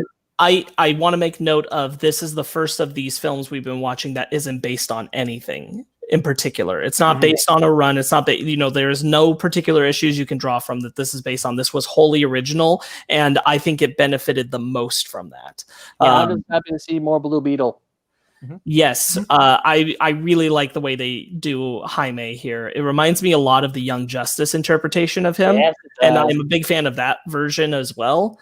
So seeing him present here is awesome. I really, really appreciate that. I think it's going to come up later as we're talking about Judas Contract, but I think just analyzing all these films as a whole, all of them, I would argue, have some kind of detriment from either trying to hinge too close to the source material or stretching too far away, but then trying to make the elements still work. And the fact that this one doesn't have to do any of that, I think made it so it could shine as bright as it did. I agree. Yeah, I agree with that. The idea, because like Superman, one of his weaknesses is magic. And then obviously Justice League Dark happens, so there's even more magic. But in this one, like seeing an evil Trigon Superman is like terrifying, and having him be like the prophet who raises the giant portal. Stargate. Yeah, I love Stargate too. And I was waiting for like, when is it going to be Justice League versus Teen Titans? And then the evil Justice League show up and it's evil Flash, and I'm like, man, this is awesome. This is like such a cool when he breaks Flash's leg. Woo! And it's like, how quickly do you heal? It's like an hour. You have 10 minutes. Yeah. And he's like, seriously? Yeah, I think the banter works really well, and I totally agree with Sparks. I want to talk. Can we talk about the carnival sequence? Yeah. For sure. I really like that sequence. It's got two things that have never happened in this movie before. One is a musical montage of the group getting to know each other. Yes, I have a specific moment about that. Yeah, go on. And a Sailor Moon transformation sequence. Yep. Yes! Okay. Sailor Starfire for the win! Here are my notes about that. Oh yeah, generic teen bop from late 2000s montage at the carnival. This movie didn't come out in the late 2000s, but that's definitely the track that they're hitting. Which sounded like just like the worst free, what's it called, like open source music that like they didn't spend any money on. They're like, well, just put something in that kids, like a 70-year-old thinks a kid would listen to. So it sounds like someone went and listened to Simple Plan and they said, here, copy my work, just change your name. And then the other one I have is the Titans Go Magical Girl transformations are probably one of the best things to happen in this franchise. The out second of, one, out of the blue, man. It's not just Starfire; it's all of them. And then Damien has to run to get his sword out of the car. I have to tell you, I wish they'd gone for the hard joke that when Damien goes and gets his garb, that he pulls it on and it starts the magical girl transformation, and then it's just done. And he's like, he's not into it. He's not doing it, but it just starts to do the graphic of it, and it's like, whoa. The second Starfire yelled, "Titans go," and it goes into the Sailor Moon transition. I forgot that happened because it's been quite a few years since I last seen this movie. So to see Starfire and everyone else go to transform like Sailor Moon and the Sailor Scouts do, I'm like, that is freaking hilarious. It's the only time that happens in this entire franchise. So it's like they just must have been having fun with this one, man. They probably did. I want to see the script is like after Starfire yells "Titans go." I'm pretty sure Brian Kimler wrote, and then have you Sailor Moon? Do that, or have you seen the Sailor Moon show? Do that.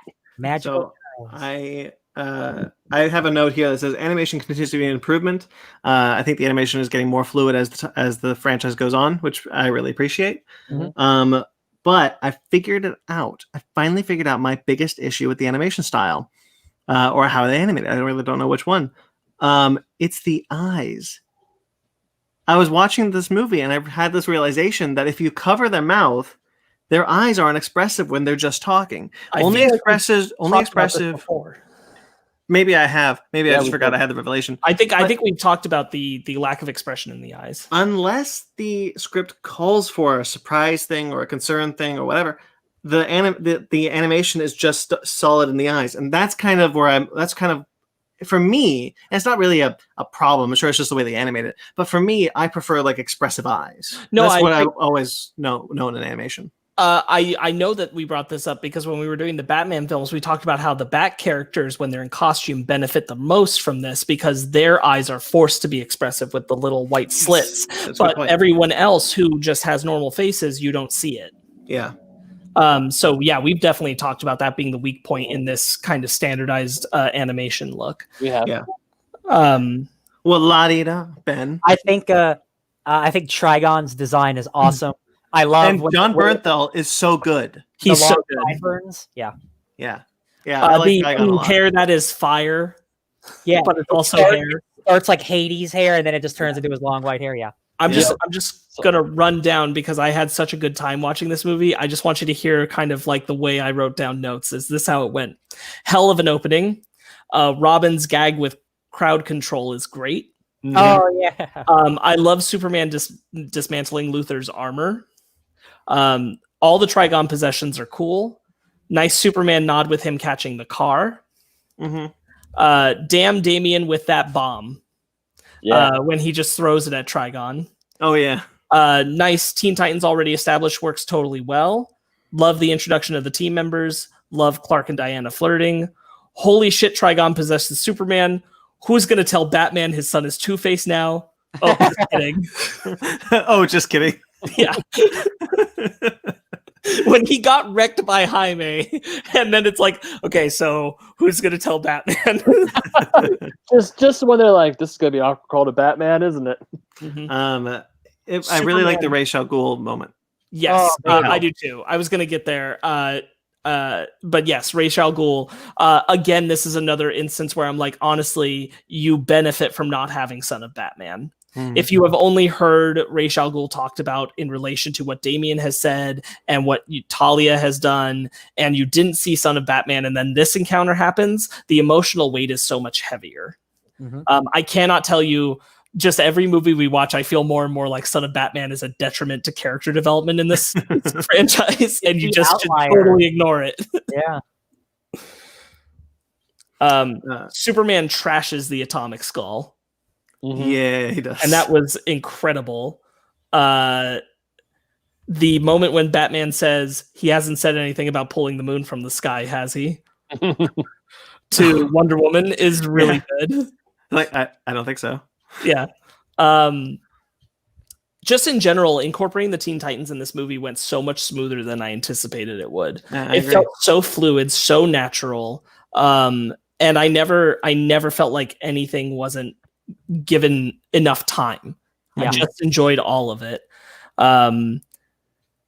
I really love the angsty Raven and Damian bonding. I think it works really well as a central part of the story. The people calling to Raven when they're at the carnival and telling her where to go is effectively creepy. Oh yeah. Especially because it starts with like the little girl. Yeah. I was like, you do that in live action, like sold. I love it. Oh yeah.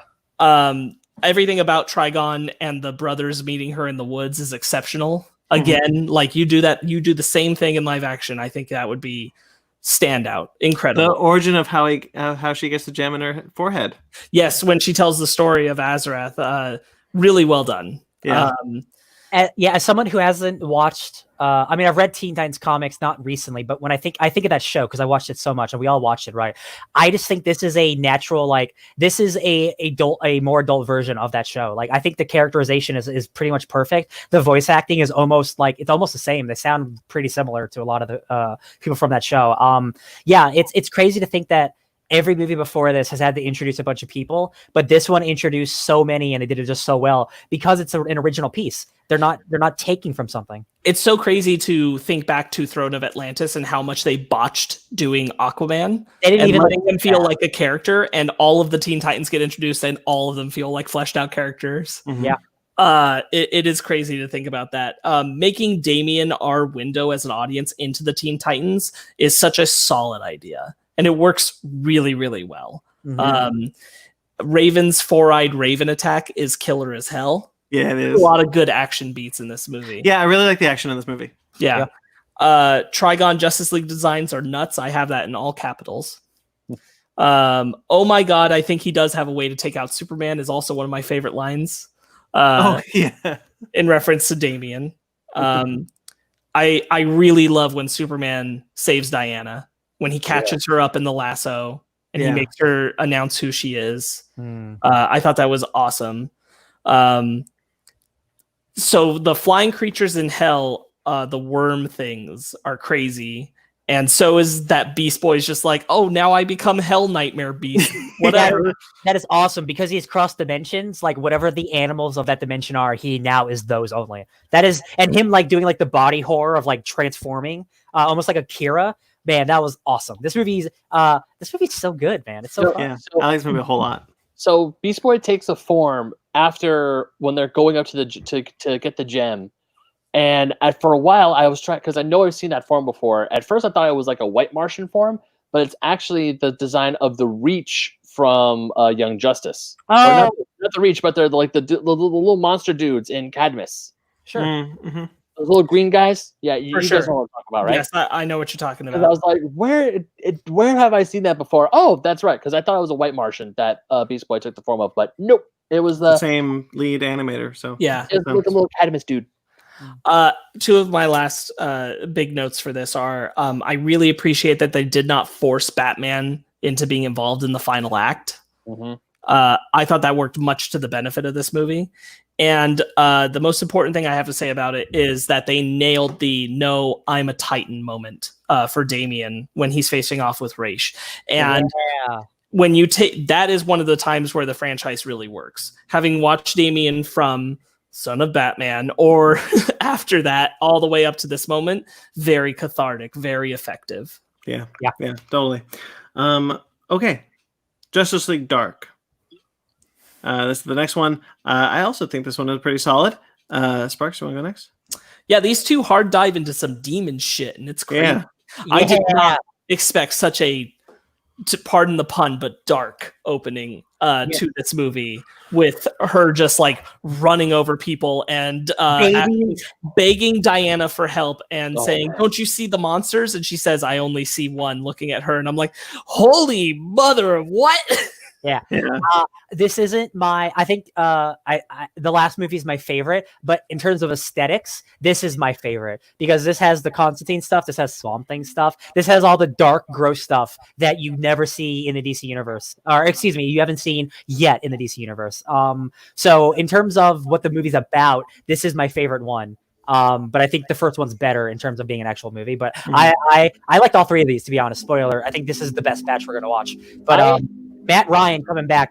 Thank you. Yeah. I had a blast with Justice League Dark. I thought, because I've seen Justice League versus Teen Titans, so I was taking notes on it. Whereas with Dark and for a Judas contract, I haven't seen those yet. So I'm like trying to like really pay attention, really watch what's going on.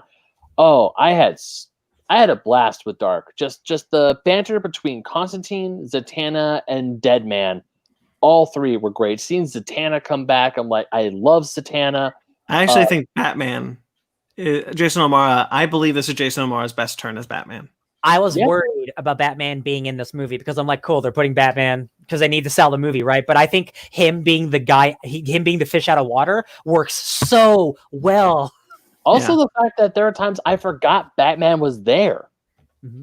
That might be a criticism, Ben. That might not be a compliment. No, I think that is a compliment. I appreciate that he's present, that he's an active part of what's pushing the story forward with the other characters, but that they don't try to ham him into every moment. Like, he allows conversations to happen that he doesn't need to be part of. He's out of his element, so he's allowing other people to do the job that he can't do. I mean, I really like his hmms every time something happens, and he's like, I don't know what I'm doing. He's just like, but one of the things that, especially with the like, I would say, like, we've reached the halfway point in this franchise. The first half of this franchise was literally like 80% Batman, 20% everyone else. And that, I mean, don't get me wrong, I love Batman. We all love Batman, but there are times where I'm sick and tired of freaking Batman. And even though Justice League Dark Batman is in it, he's not the focal point, and I love that. I want to see more of John Constantine. I want to see more of Zatanna. I want to see Boston do his thing. And the fact that we get Swamp Thing and we get more Swamp Thing than I thought we were going to get in this movie is, yes. More Swamp Thing than Batman Harley Quinn. Yeah, but still, give me more of the other characters. Justice League Dark, and if you look in the New 52 comic books, Batman's not in him. And they just threw Batman in this one just because he's the goddamn Batman. But I'm actually glad he's in it because his addition felt welcome to me. I actually really liked his addition. There's a moment that really sold me as Jason O'Mara because I like Jason O'Mara, but he wasn't. I wasn't too. I thought I noticed him getting better each time, but this time I really felt like he really nailed the character and really got into the character. There's a moment that I really like when the shrouds, that Richie shrouds, come like looking at him like, oh, you escaped death, and he's just standing there and they're like, easy. He just goes, boo. Yeah. That was, I mean, don't get me wrong, I'm cool with Batman in this movie. I'm just glad that Batman wasn't center stage. Yes, and again, he's out of his element. He obviously does not know what he's doing, which is why he created, or he helped create the Justice League Dark. I respect the filmmakers to not just put Batman in it and make him, all of a sudden he's a magic creative guy. I'm like, thank God they didn't do that. Yeah. Yes. Again, much to the credit of the people who work on this one. This is also not based off anything in particular. It is more or less original in its crafting as a story. And I think it also benefited from that it wasn't trying to specifically be something. They were allowed to mold it into what they wanted it to be. And I thought that worked really well, especially involving Batman. This is the first appearance of Martian Manhunter, Jon Stewart, and Hawkman. Yeah, that was okay. Were they there? Were they there? Did I get 2 minutes? Oh, okay. 2 minutes. They're on the Justice League. To be fair, Jon Stewart's actually in a decent chunk of the ending. There's actually a cool callback to Justice League War with Batman taking Jon Stewart's ring. Right. Without him knowing. I thought that was cool. I have a note here that says, cool, what? You said you mean Hal Jordan's ring. No, because he War. takes Jon Stewart's in this one, which is a callback to that. But he's saying it was a callback when he took Jon Stewart's ring. Oh, okay. Yeah. There's a cool visual of Deadman's death when he dies mid and he lands it and he's a ghost when he lands it. Yeah. I was like, that's cool. That's my favorite scene in the movie. That was like, wow, like that's almost too good to be in this. And then the goddess's face appears, and they're just like, we're hard just throwing you into that story. Here you go. He's basically also like when Orchid is like trying to giving everyone's like the little thing, and then she looks to Batman, is like, "There's no happiness." He turns around, I have a butler. Yeah. So Orchid, I don't remember Orchid ever being the Vision. Black Orchid, by the way, not the Orchid. Black Orchid, thank you. Oh, I remember I've not read a lot, but I remember some of the stuff in the New 52. She was in some events and stuff. I don't remember her being the House Vision for DC. She's not. Okay, I thought that was very weird and like a weird character thing. Yeah, I wasn't crazy about that. There's an arc where the latest Justice League Dark arc called The Witching Hour with the Wonder Woman series on the Rebirth series. She is part of it. She takes Swamp Thing's role as Avatar the Green and then destroys the Green. Oh, because she was a spy put in by a dark god. I'm gonna read that book. The only time in this film that she felt relevant to me, because honestly, I would forget she was in it sometimes, was when she was forced to walk into the fire, just because the visual was so well done. That was good, yeah. And that was it. And I'm like, other than that, I didn't really need her in this movie. She didn't add much to it. Yeah. Etrigan the Demon, Jason Blood, cool guy. Etrigan, cool ass guy. Man, every time I read it or hear it, Gone the Form of Man, chills. Rise of Demon Etrigan, yeah. Hey, if you guys don't know anything about Etrigan, what if the Hulk was a beatboxer and he was like a slam poetry guy, and I'm like, that's such an awesome idea. And Etrigan's origin is a little bit different, but it's almost the same. What you see here, he is tied to Merlin and all that shit. That is such a cool concept, and even though the origin's different, that is an awesome idea to have this Arthurian knight, Jason Blood, have to basically do a dragon heart with Etrigan the Demon, and Merlin's like, well, you're both gonna die, I gotta save you. And it's like, well, that sucks for everyone. There was, I'll admit, when I was watching it, for me, there was a weird, and I still would say this is true, I think there's a weird disconnect in the opening where you go from that hard, dark opening, and then the introduction of Constantine and Jason Blood. And that feels like, I like that the dark opening is as effective of an opener as it is, but the Constantine and Jason Blood thing feels like it should be before, because it's slightly disconnected from the things that follow until it's referenced much, much later. Yeah. Whereas the present danger of all the other stuff feels more important. There's something weird in the pacing of that, where that just feels like a hard left turn into an introduction that feels a little ham-fisted after having such a dour and important opening. Yeah, I agree with that. Does anyone else kind of get what I mean with that? I agree with that. What you mean? Special appearance by Blink, who is now only coming into my room because you're gone. Hi, Blink. What you mean? But you either start the movie at like a 5 and then go to a 10, or you start at a 10 to set your expectations. So I think I don't think you can win either way, to be honest. I agree, and I've thought about it a lot since I saw it. Like, I don't know that necessarily putting that moment in front of the opening is better, but it is something where I'm like, I feel like there had to be a better way to do this, because that scene just feels separate from everything else. Maybe it needed to be more tied to what's currently happening. We need to literally follow Constantine from that moment into another, rather than like jumping to Zatanna. That just feels so separate until things about the Demons 3 and the thing itself, the object itself, is referenced. It feels like a total disconnect from what's currently happening. Sure. Yeah. So the sequence, the Felix Faust fight sequence, I think is really cool. That's what I'm talking about. Whereas, like, this isn't my favorite movie, but it has my favorite stuff. I think this is the best fight scene in all the movies. The imagination, and I don't know a shit thing about Felix Faust. Whatever. The only Felix Faust I know is from Marvel, and it's Felix Faustus, right? So this dude is shooting. First of all, he's crazy eccentric. He looks like Fu Manchu, and he's shooting these crazy purple beams, and he has like Doctor Strange portal shooting beams. And I'm like, dude, this is insane. It's so well animated. The fight scenes in this one are spectacular, especially with something that's just straight up an anime. That is straight up an anime fight with something, but we'll get to that later. Well, I was going to say, like, again, the animation keeps getting better. The animations in the Swamp Thing versus Versus Destiny. Dr. Destiny is incredible. It's straight up like a One Punch Man fight scene, I feel like. Flipping the vines, flipping through the streets, and you're with the vines is so cool. Yeah. It's very good. Very good. And then, man, when he rips Alec Holland out of Swamp Things and you just see the tear.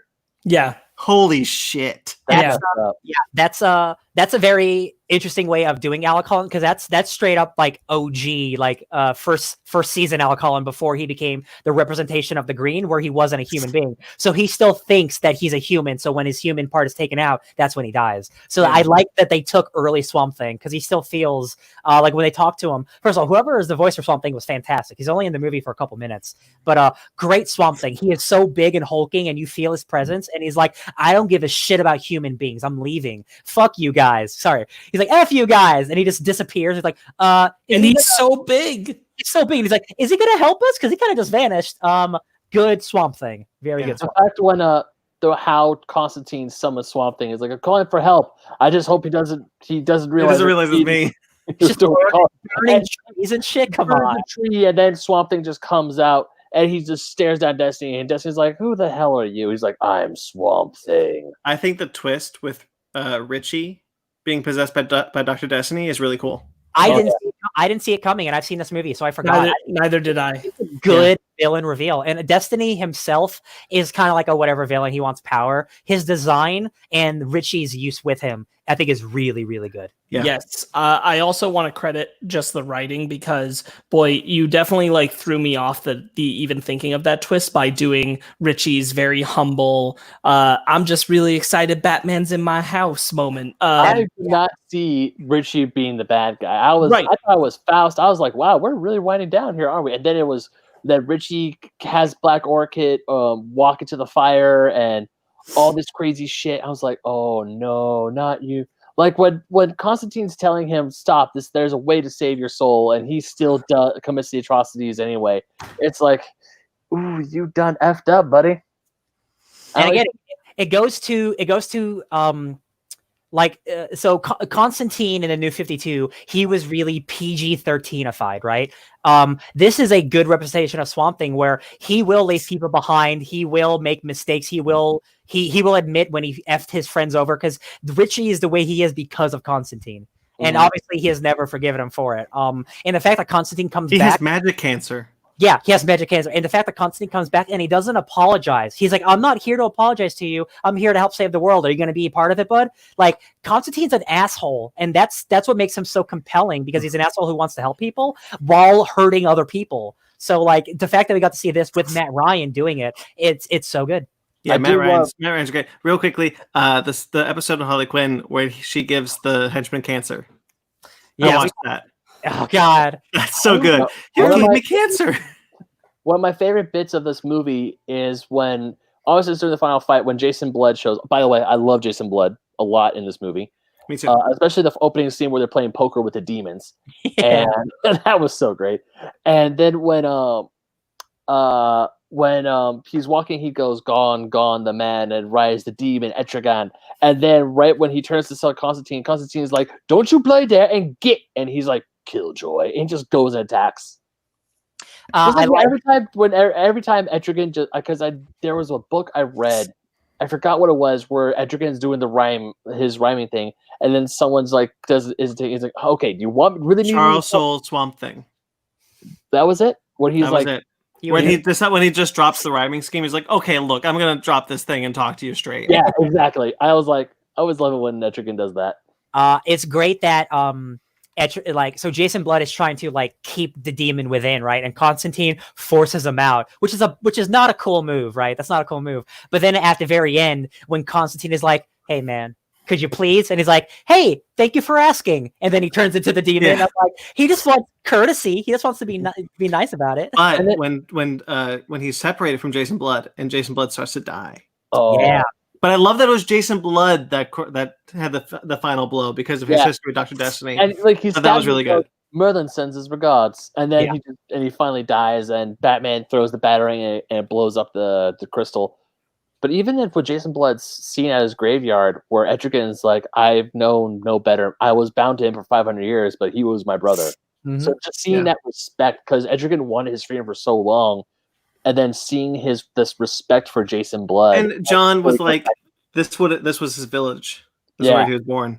Yeah, I was like, "Oh, you do have a heart, Constantine." I want to say, I think the music's awesome. It is. Yeah, I like the music a whole lot in this movie. This was the first time that I pointed out, like, the music of this movie is solid. Mm-hmm. And also, I just love how every time John walks into a room, everyone just turns. It's like the Han Solo moment when he walks into Maz Kanata's cantina. She just turns around and yells, "Han Solo!" Like, he's not. Like everyone hates Constantine's guts. Yeah. Like the Spectres. Bless you. When they're about to they're waiting to take Richie's soul. They're like, "Oh, I can't wait to take your soul, Constantine." Every single person is like, "Oh God, not this asshole again! Can we not?"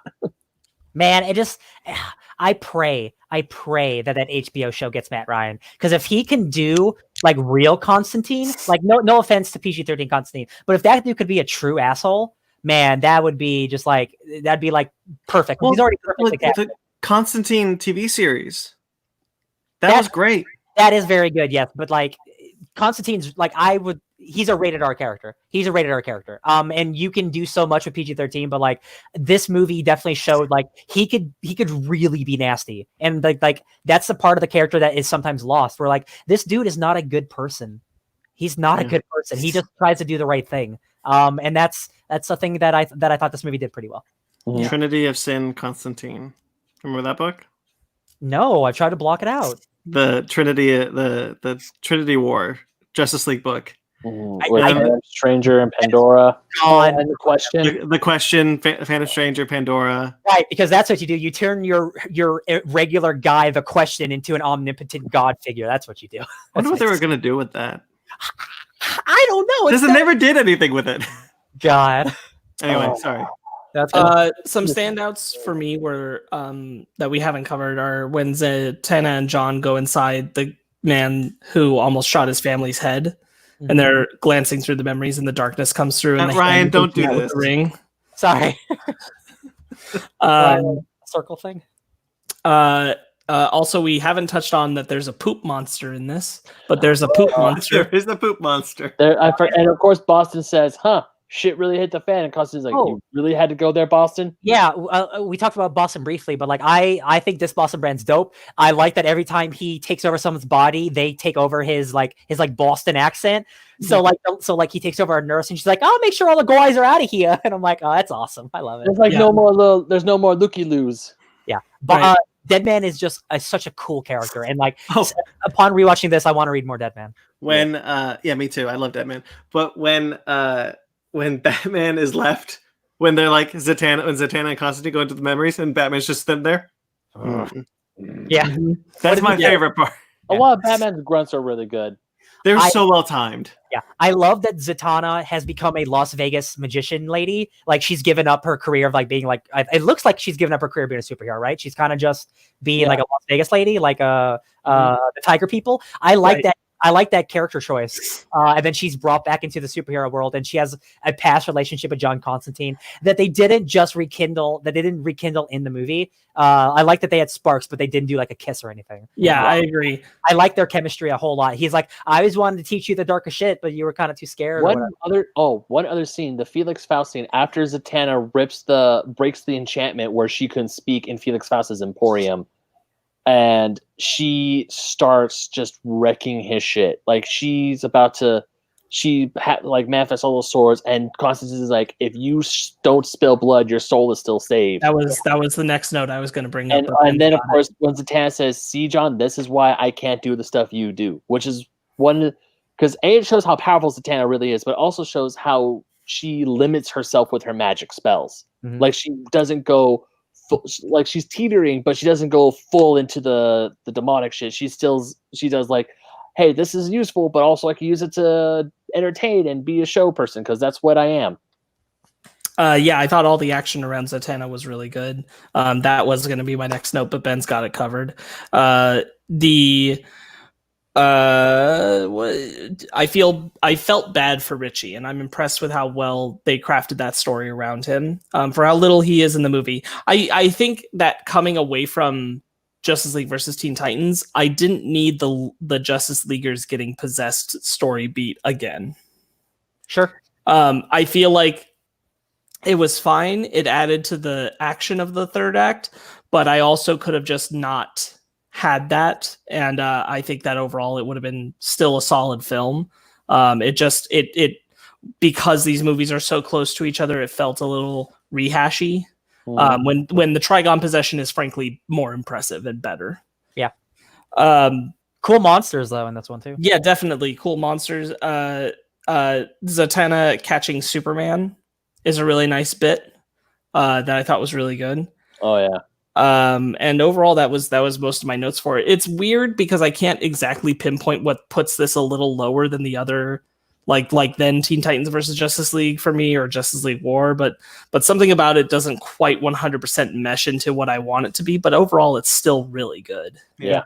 I will say I think just comparing this to the previous film, this film does feel poorly paced by comparison, not to like such a severe degree where it's bad, but where it's like something feels a little off in some of the pacing beats of this film, like I was talking about earlier with those two scenes. But even throughout, I think there's some weird missteps in the pace. See, like when we watched, the two sets of movies before this, like they're all like good to pretty good. We got our first really like, oh shit, this is a movie, right? So now we know what a real one of these can look like. It's easy to see where the next one is not like that. But I think that's where leading into Justice League: The Judas Contract I'm coming from, because to me this film is disappointing only because Justice League versus Teen Titan exists. Yeah, that's I get that, but I still like this one a whole lot. I had fun with this one. I don't know.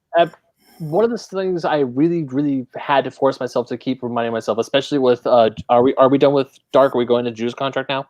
I'm done with Dark. Yeah, I would say I just want to, I was a little negative on it at the end there, and I don't mean to like put it down too hard because it's still high up there in amongst all these that we saw. I definitely really enjoyed it. I do feel like I can feel sometimes the stiffness, and this is partially me having watched so much of Legends of Tomorrow with Matt Ryan being Constantine, but I can feel the stiffness of him doing the voice acting as Constantine for the first time. It's a little stiffer. It's a little harder to hear the character, knowing what he sounds like when he's doing it in live action. I think he struggled a little bit on that. Not that it's ruining. It's just if you know how he sounds when he's doing it in live action, you can hear a difference. Okay. And I hope that it comes through a little stronger in the later film. Yeah. Yeah. Well, going on to my thing, I was going to say about Teen Titans: The Judas Contract is I had to get the classic anime show out of my head. I know that season 2 does this plot line. Yeah, because season 2, that's where we see Terra. Because at the end of whatchamacallit, of Teen Titans versus Teen Titans Justice League, there's like a mid-credit scene where you see Terra flying over to Titan's tower. Yeah. Signaling like, hey, it's Terra, we're gonna do the Judas Contract next. And one of the very few post-credits she's saying that as she's flying by. Hey, it's me, Terra. We're gonna do the Judas Contract. She's just holding a sign. Hey guys, I'm gonna be in the next movie. Bye.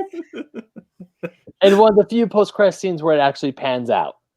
Yes, true. Because I have no idea. Because where's Ocean Master? Yeah, I don't know, and also I don't know what the last credit scene for this movie is gonna do. But seeing Terra, as weird. I forgot what the last credit scene for this was. It was it's that the dude with that bullet in his head who got shot. Oh, do you know who that is? No, who was that? Please. That's supposed to be Jericho. Oh, that's 100% his design from the comics, The Judas Contract. Yeah, that's Jericho. Slate's. I don't know what to tell you. I don't know. Huh. Okay. Watch Titans. That's all I can tell you. All right. Okay. So that's supposed to be Jericho. I thought it was just some random dude. Nope. Anyways, I had to really keep reminding myself that this is a different Terra than I know. This is a different Terra that isn't all buddy with the Teen Titans. She isn't. I mean, she's gonna betray the team, but she isn't gonna be. I mean, eventually she does have a thing with Beast Boy, which I kind of like, but at the same time, this is 100% different Terra. Obviously, it is, because seeing her with Slade and actually wanting to be with Slade in very inappropriate ways is just. You should read the comic book. Yeah, I probably should have read the comic book.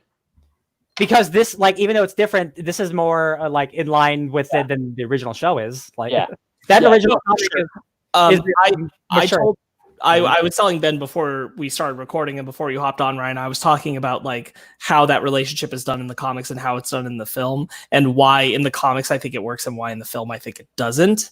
And also that I think just the idea of the age gap is a lot more gross right now than it was even in that comic book. No, it's gross anytime. Yeah, it's gross anytime, but like there's an implication of like Terra being older and a little further apart from the rest of the Titans in age than there in the book than there is here. She seems, because there's a specific line, and I think it's one line to make sure that there's no pedophilia in this movie. She says, "I'm not a kid anymore." Yeah, so that means she's probably closer to Dick and Corey's age than the younger 14-year-old Teen Titans or whatever.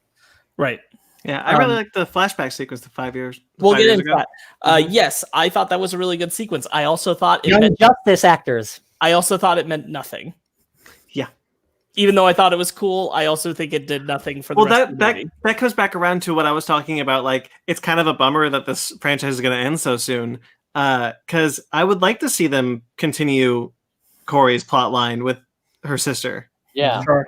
I mean, like, we were set up with that, but we never see that's never going to come back. I mean, Right. seeing Steve, Bumblebee, and like the original Teen Titans, I thought that was cool, but at the same time, Kid Flash.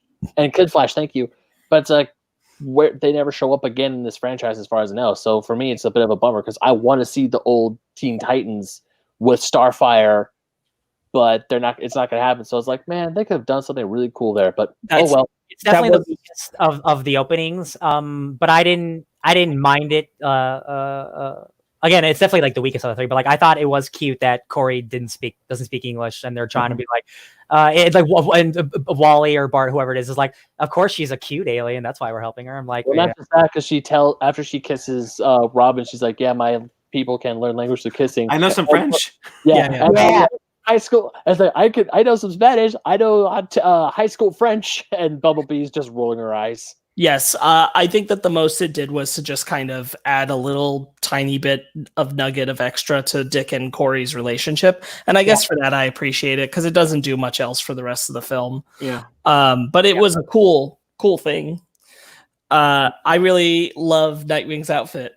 It's the New 52 outfit now. Sparks, I was going to text you when I was watching. I was like, you got your wish. Because seeing, I'm a fan of the traditional Nightwing blue, but seeing this on the screen, it looks good. It looks very good. Batman Hush has the traditional Nightwing blue. Oh, it does? And I still stand by, like, I would have no problem with this design, but blue. Yeah. I just think that this design is dope. Yeah. All the red, I actually like the red designs for the Titans. Yeah. Terra is very much classically designed off of how she looks in the comics that this is adapted from, except for her buck teeth, which is fine. Just a character thing, whatever. Yeah, which is cool. I think all the action beats in this are pretty good overall too. Sparks, we're fans of Deathstroke, Miguel Ferrer, who is Agent Albert in Twin Peaks. And I personally think, not just because I love the actor, I think his Deathstroke is very, very good. He has a menace and in a cold, calculated way that he talks to children that only I think Ron Perlman has been able to counter. The way when he's fighting Dick and he's like, "Your judo sloppy," and I'm like, "That's awesome. That's so good." And this shows that they have a history. There's an interesting bit where, so obviously Deathstroke comes back to life because he had more with Damian because Damian's part of the Teen Titans. The only reason why that voice actor from Son of Batman apparently didn't reprise his role is because he passed away before they started recording this movie. Oh, I didn't know that. And I just wanted to highlight that. I think that's a bummer that That's crazy because Miguel Ferrer died of throat cancer a month after this movie came out. Interesting. Deathstroke's cursed. So there might be a Deathstroke curse. Oh my god. Who's got eyes on Manuel Bennett? You could say that playing Deathstroke gives you a stroke of death. Oh boy. I've heard better. Sorry. Okay, I thought I was hitting low hanging fruit earlier. That you just picked that up from the ground. Yours was still worse. What was I saying about Deathstroke? There's a bit. So apparently Jericho, when he gets his powers and he's being hit and he's like, "Oh, I don't feel anything," and then he gets shot. Yeah, and I was like, how? If you get hit with a crowbar, there's no damage, but a bullet can kill you. Something's wrong there. And it was just weird because they just made a point of showing him that he's invulnerable, and then they shoot him. Yeah, I couldn't dedicate a lot of time to trying to figure that one out. Yeah. It probably bothered me a bit more than it should have, but I No, kept I questioning think it bothered you the right amount. I was watching this kind of late last night, and I knew that was supposed to be Jericho too, because I'd recently read those comics. Mhm. And I'm sitting there and I'm like, wow, I really can't make heads or tails of this. I'm just gonna move on. I'm just gonna move on. Yeah. I almost kind of feel like the Brother Blood plot shouldn't be in this movie. I almost kind of agree with you. Yeah, because when he's gone for a lot of the movie. I forgot he was in the movie, and I was like, wait, what's his plan again? Yeah. I really like the idea of kind of just doing like a PG-13 version of the original comic that we saw in that Teen Titans show with like Brother Blood and Deathstroke, all that stuff. I agree. I like Brother Blood and I like Deathstroke, but even like the interpretation of Brother Blood here. I do, yeah, but you took away from both of those characters by having them both be villains in the movie, even though they're working together. Like, who do you want your main villain to be? Even though I like the way Brother Blood gets killed at the end is by his own lady. He's like, I'm saving you. I like the idea of Brother Blood becoming a Super Skrull and taking all the powers. I don't That's exactly my note. I don't like the way he looks. I think he looks awful. Mm-hmm. I think like he could have just been himself with the powers, but he looks like amalgamation of all of their parts put together. He does. Like just the fact that because I have figured that the Blue Beetle armor is super resilient. And I don't know, just like all those powers. His weird like power dampener thing. That's just like everyone's powers gets dampened. Yeah. So even Robin's. Yeah. Brother Blood has nothing to do with this comic story. And his inclusion took me back. And I was weirded out by it, and I never quite 100% came around to appreciating its inclusion into this. Yeah. I feel like it still could have effectively just been what it is in the comics, which is just Hive hires Slade. That's it. Actually, it's not even that. Slade is working off a contract that someone else had before, just because, out of honor. And this is only like 4 issues, right? It's not like a huge event. It's 3 issues and an annual. Yeah, it's pretty short. Yes, it's a short, and so like. And one of those issues is almost entirely exploring like Slade's history. Interesting. It's the longest movie of the franchise so far. Yeah. It is an hour and 25. Yeah. And I don't feel like it's as well sectioned out as Teen Titans versus Justice League that we discussed earlier. I really like the fight sequence at the end, though. I talk about the animation a lot. I think the animation in that sequence is very fluid and expressive and a lot of fun. Again, like all the action, like I think it keeps getting better. Like it's just like the some of the story stuff was lacking. Yeah. I don't think Tara's character is balanced well. I think that it feels sometimes like in some scenes she's literally 2 separate people. Mm-hmm. Sometimes she's bitchy to a level where I can't accept the way the Titans treat her. It's almost like she says something rude to them and they hear something nice and respond in kind. And it doesn't work for me. Tara in the comic is bitchy to them, but she keeps it on the down low and then has her private thoughts where she's really rude. Mm-hmm. And this kind of trying to strike like she's like doesn't totally get along with them, but hold on, here's this beat that doesn't exist in the comics where they're trying to build a kinship there. It feels like the movie is literally at war with itself about its character, its characterization, and that detriments it the most, I think. Yeah, she's openly antagonistic to a group that she's trying to infiltrate, and so like you'd think that she'd do the thing where she tries to be friends with them to make it easy, but she only makes it hard on herself to try to be a spy in the organization that she's being a spy in, you know? Yeah. Like she didn't have to be such a jerk. Like those moments could have still been there, like the Teen Titans show, but like she went real hard sometimes, and I'm like, man, you guys are like so forgiving. You guys are great people, right? And frequently, what I was feeling throughout the film with her character is that they needed to pick a lane, because I can't have you have a Tara who is flirting with Beast Boy and kissing him on a beach, who later on says, I've asked Slade to do a lot of things to me, but unfortunately he keeps saying no. And I'm like, these are not the same. These can't be the same. Like one is the comic book story version, which that Tara like the whole point of that story when it's over is that she ends up killing herself in trying to kill all the Titans. And she ends with a story where like the narrator for the story is essentially saying some people are just shitty. And Tara was one of those people. And that's the story. There is no redeeming for her. There is no redemption for her. And this is kind of trying to play that story, but also try to give you some of what the Teen Titans animated series gave you. And I'm like, no, you got to pick one or the other. You cannot do both. And it really doesn't work. And the more the movie goes on, it gets worse. One of my biggest, if am I right, one of my biggest gripes was how Tara got a redeeming thing at the end. And I felt like she shouldn't have. Like, I don't feel like Tara should have, like, when Beast Boy is doing his Kevin Smith podcast, which I actually really like that cameo. I was hoping he was going to show up eventually. I actually like that too. Yeah, that would happen in real life. Yeah. Yeah. But the fact that Beast Boy was talking, and we get that scene of Beast Boy pulling Tara out of the rubble, she looks up and she smiles and she dies in his arms. And it's like, she straight up said that she wants to be with Slade. And then the only reason why she turns on him is because he's going to throw her up on the machine to kill her. Yeah. Ribbed for your pleasure. It's like, yes, no, I agree with you, Ben. You're making a really good point, which is the thing that like they try to give you some idea of, oh, she has feelings for Gar. That's what's going to pull her back. But you're right. It's not. What they show you is that the thing that pulls her back is Slade betrays her. yeah. And like that's supposed to be the last straw that kind of breaks her out of it. But it's like, no, that just shows that doesn't feed into this redemption arc. And it's the wrong message. And she straight up tells Gar that she never had feelings for him in the first place. Mm-hmm. And Gar is just like heartbroken. After that, I don't know what universe you're on. I don't know who would go back and dig her out of the rubble. But, and then she's like, oh yeah, I did have feelings, but it was like, no, what? No.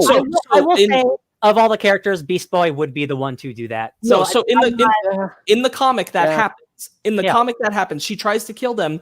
Gar still does dig her out because he did have feelings for her. She said all those things. She said, I never cared about you, any of that. And she meant it, and she died meaning it. But Gar still pulled her out because he felt something, and she was already dead when he did. And then it shows them standing at a monument, a little monument that they make to her. And the whole message of it is, we failed you. Yeah. Which is a totally different thing from what they're doing here. Ben, you brought up wanting to remove yourself from the animated show because this is its own thing, right? Right. Okay. The movie itself didn't do that because it feels like it couldn't just do what the comic did. Like it felt like it would betray the fans of the Teen Titans if it didn't make Tara a good person. Like exactly. And I'm like, you didn't have to, because of course Tara, not that show. Because of course Tara in the show, she was being manipulated by Slade the whole time. She didn't willingly join him. Slade had her on the end of a string. She was his puppet.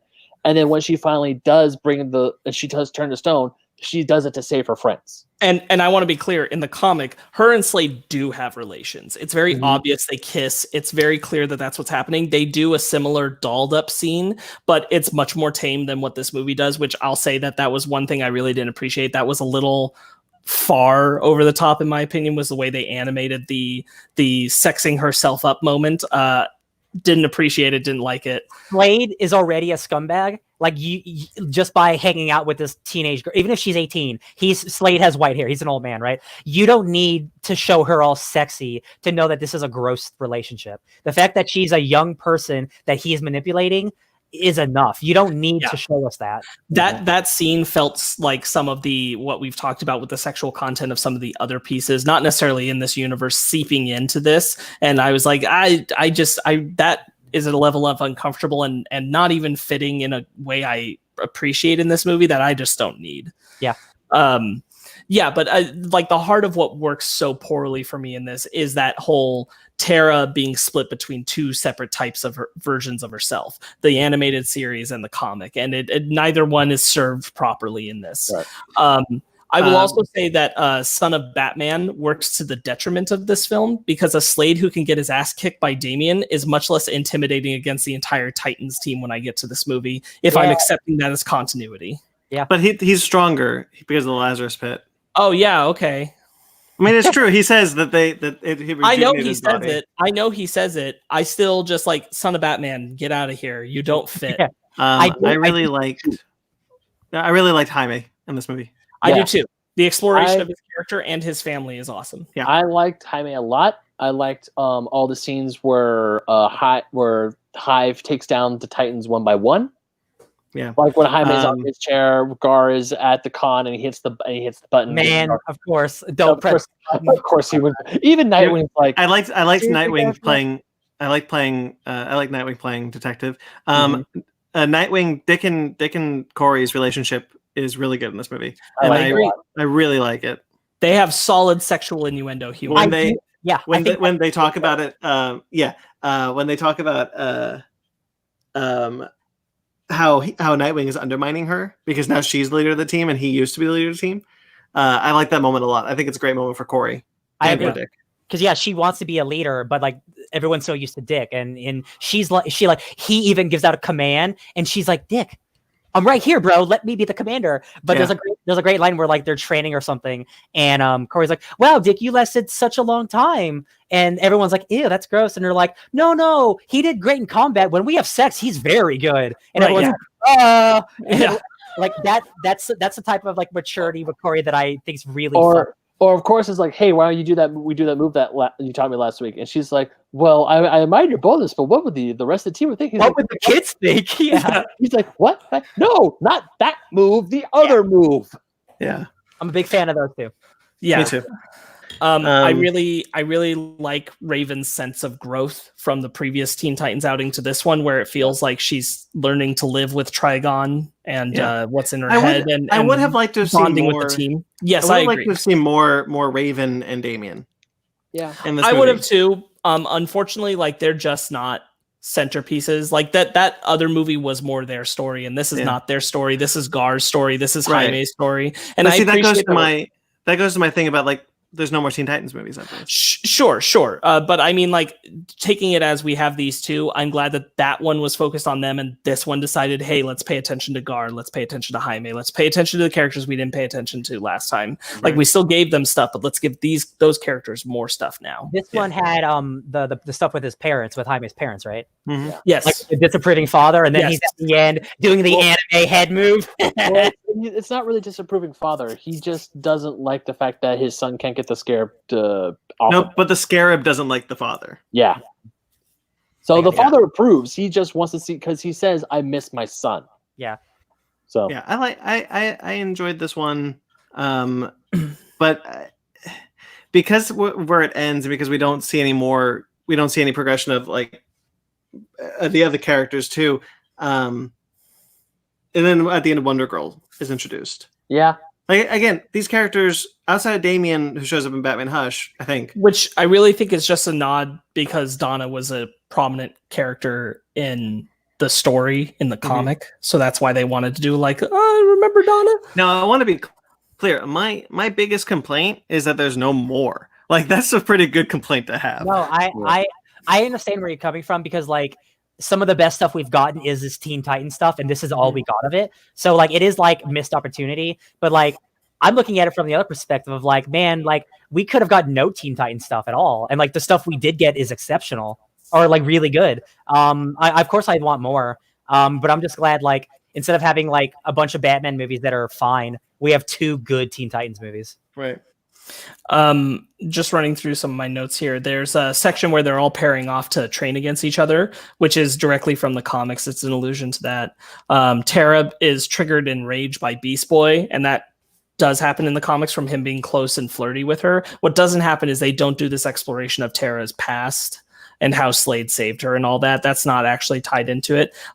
Tara is kept in the books to be really unsympathetic, and I think they should have stuck closer to that route for this story. I wish that they'd had the balls to kind of go there with her. I really wasn't expecting Damien to learn about her so early in the film. But that I get they wanted to do that to have that Damien and Slade dynamic. There's a super weird, almost out of place photo montage bit around Tara's birthday. Yeah. Yeah. Which like the way it's queued up and the way it starts, I'm like, this is really out of place. Another cheesy thing that doesn't work like. But it didn't work in this movie because this movie didn't tone itself the same way that one did. Yeah. Damien has some savage burns on Slade, and I love them. This is our first film without Batman at all. Wow.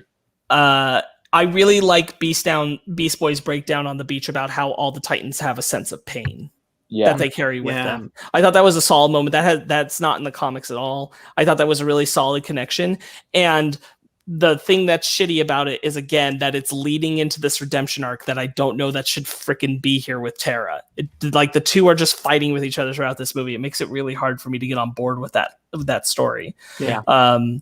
Slade bursting through the window to fight Dick after taking down the other Titans is straight out of the comic, so that was really nice to see. I like that whole action sequence. I have as a note, Slade and Tara is super gross. Tara's redesign towards the end of film is desperate as hell. To be like edgy and dark and like, I'm such a bad girl. Look at my cut hair and earrings. I like me a goth girl now. I like me a goth girl. Put on some black lipstick and I'm happy. It's a little, for me, it was just a little like, yeah, okay. I get, like, now I'm going to be my bad girl self. Slade's hard betrayal of her is an interesting twist. I like it.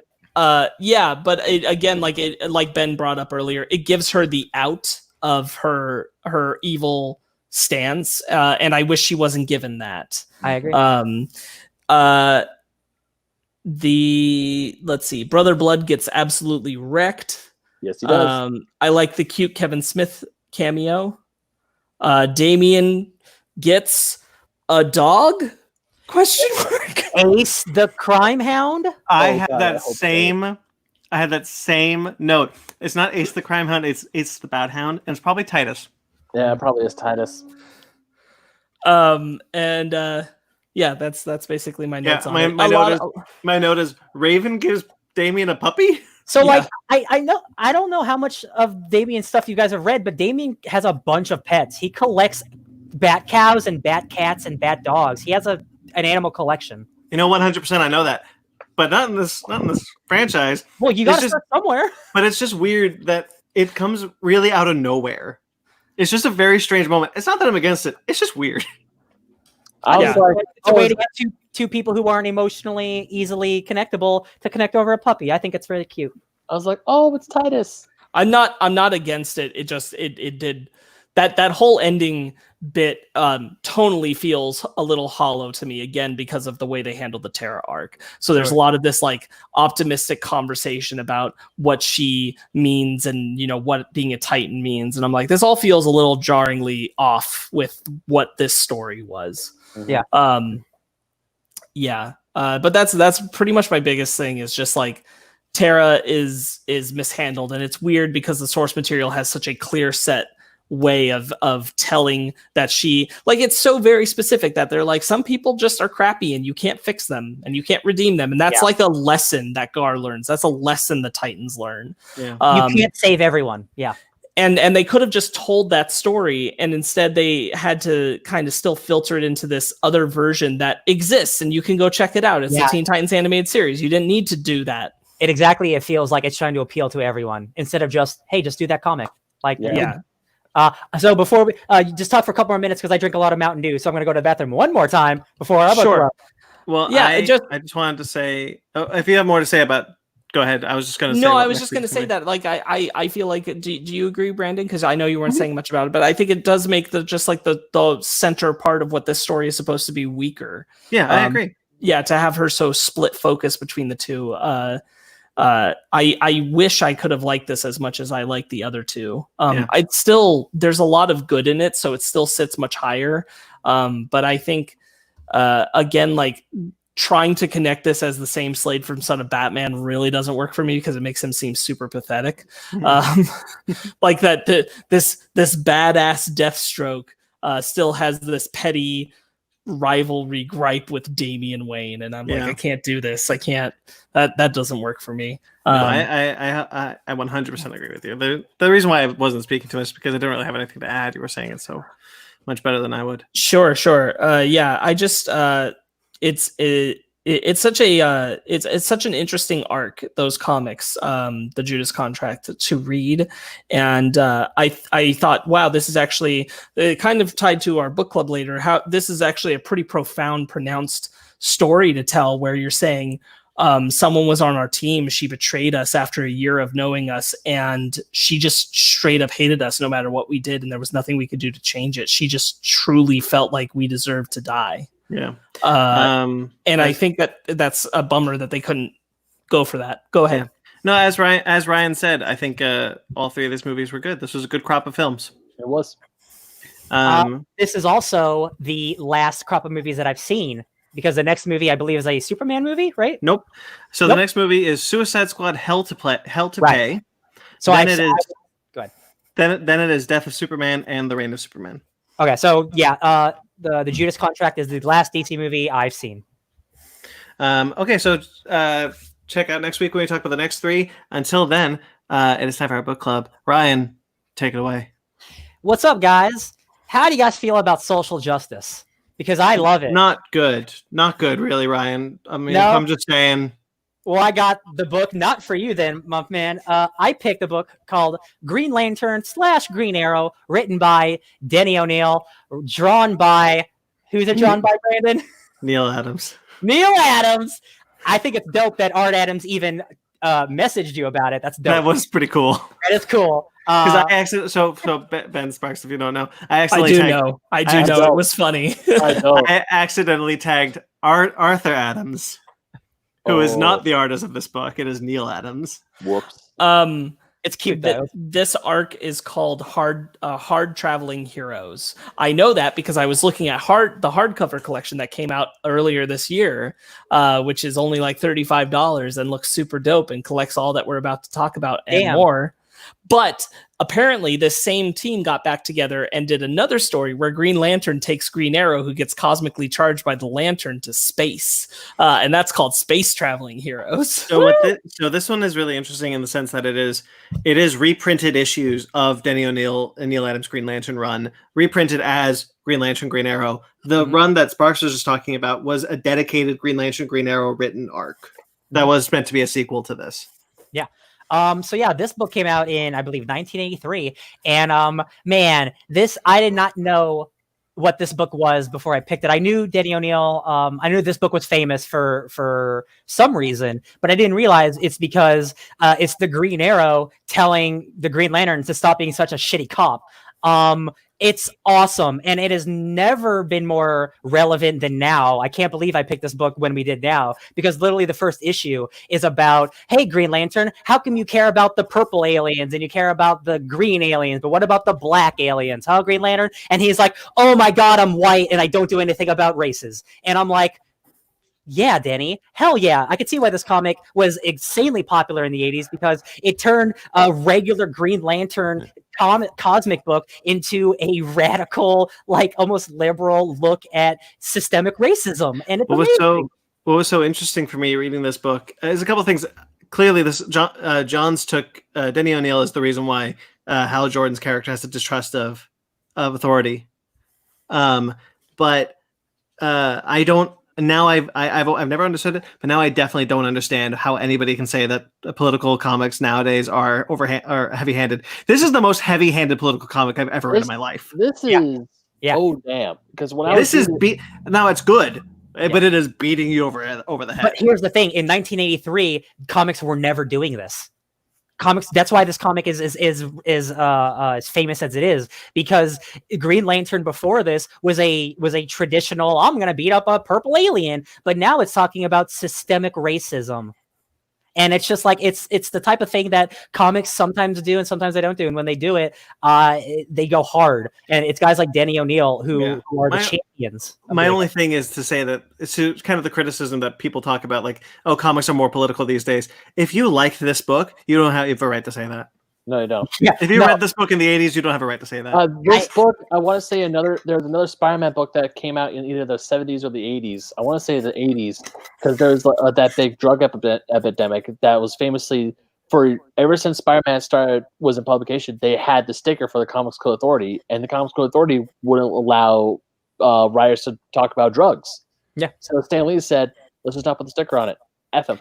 Dude, And then there's an came up- entire period where Batman in like the 70s was against rock and roll. Like there's lots of bad ways to do this. This is a good way to do this. One of the things I really did like about this book a whole lot is looking at Green Lantern, because Green Lantern is, especially Green Lantern, realizing that he's messing up.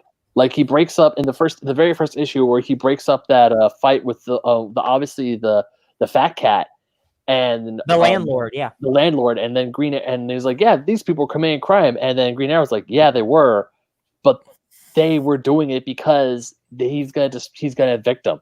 He's gonna essentially kick all these people out on the streets. And Green Lantern essentially was like, I've just been following the letter of the law, not the spirit of the law.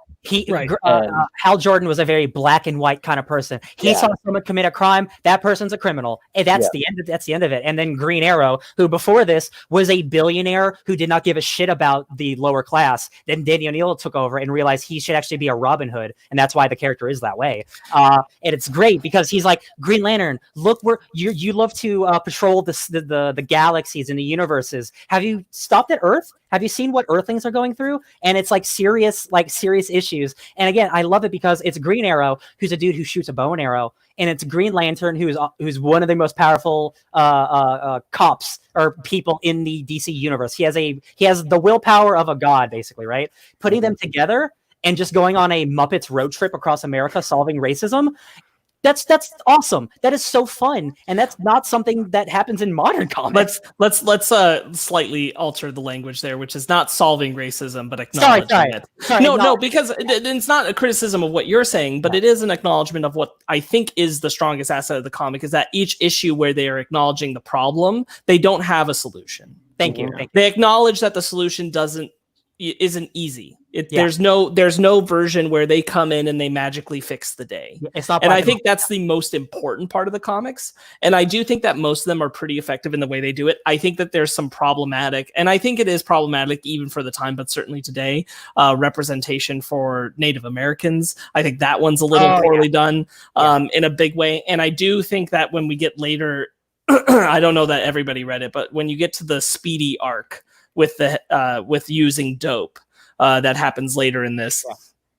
Green Arrow has a very vicious response of throwing him out, which is fine because they're doing it as part of a character arc of him learning. However, when you get to the end of it and Speedy stands up to him and acknowledges that, part of the reason I turned to dope is because you kind of abandoned me, you crappy father figure. And Green Arrow just stands there and he's like, I'm so proud, cry, instead of like actually acknowledging his faults.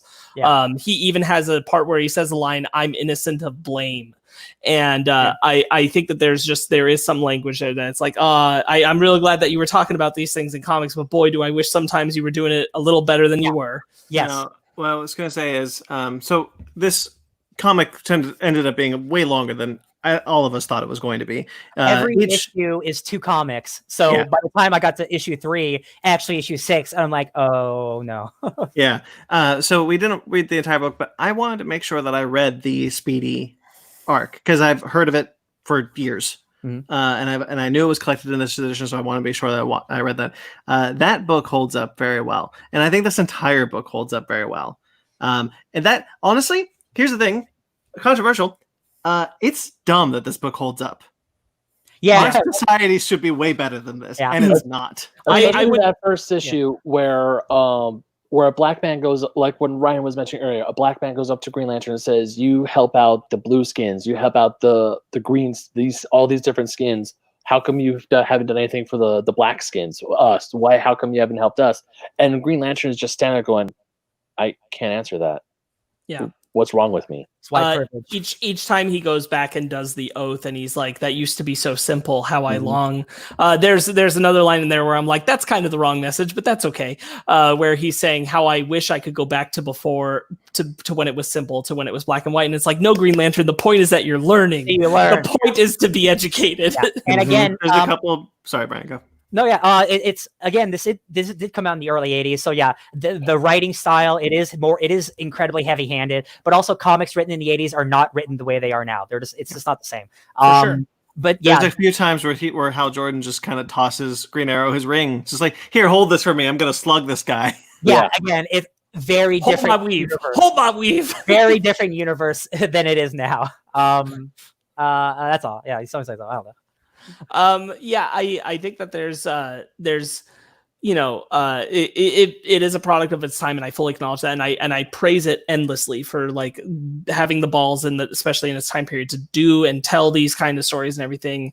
It's one of those things where I definitely, really specifically with the Native American ones, and I wanted to look a little bit into the discourse that does exist around this. Is I wish that at the time he had taken a little more of a hand at researching or kind of knowing what he was talking about, because that the Native American one to me feels very prominently like maybe you need to stay in your lane on this one because you definitely didn't know what to be saying. Yeah, because again, it's a funny thing because you have this white team, these two white dudes trying to spread some positivity in comics, however they do. So they do stuff where they're like, we want to try to help black people, but they're unknowingly do bad stuff with the Native American stuff because like they use racial, like they use some bad language in there that I'm just like, oh man, like you're trying to do a good thing, but you're being racist right here.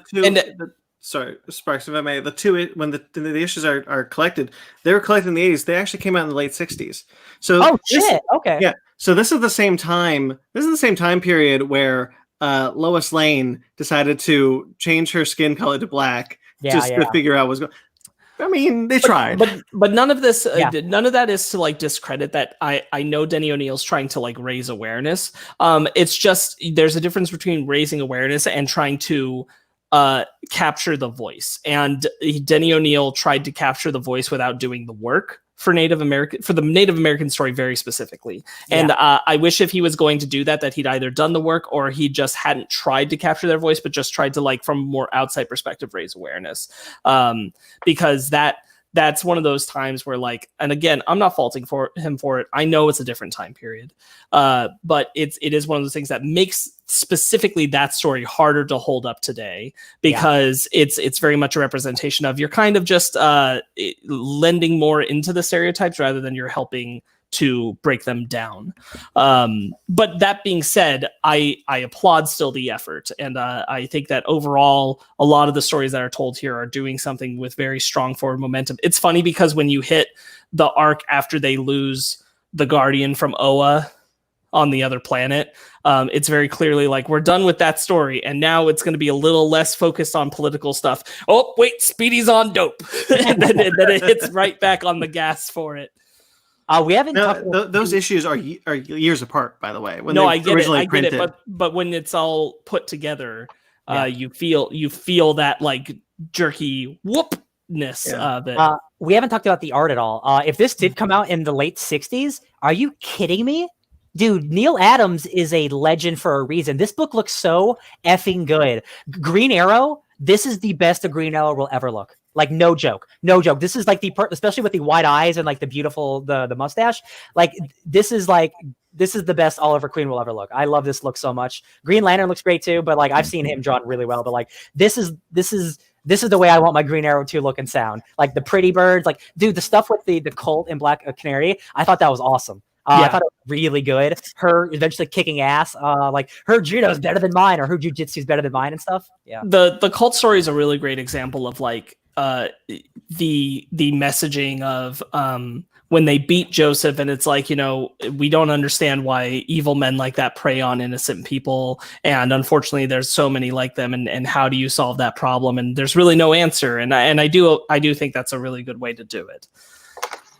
I love when the Guardian becomes a human, and he has to choose between saving a bunch of people or saving the Green Lantern. He saves the Green Lantern, and then he's brought to Oa because that's not the right thing to do. And much like the Green Lantern, the Guardian is learning what humanity means and how maybe the needs of the many don't outweigh the needs of the few, or whatever. You know what I mean? Like saving one person is worth it than saving a bunch of random people or whatever. And it's just finding the humanity for these characters who kind of lack a little bit of it is, especially in the 60s, is like it's truly fascinating, man. Like I'm so glad I decided to read this. It's just it's a cool look back in the history of like, man, comics have been trying. They've been trying to be progressive, even if they failed a little bit. They've been trying since the 60s. They've been trying since they've been made. For sure. I'm really glad we read this, especially after talking about all the things Denny O'Neil did. Like, I really like this a lot.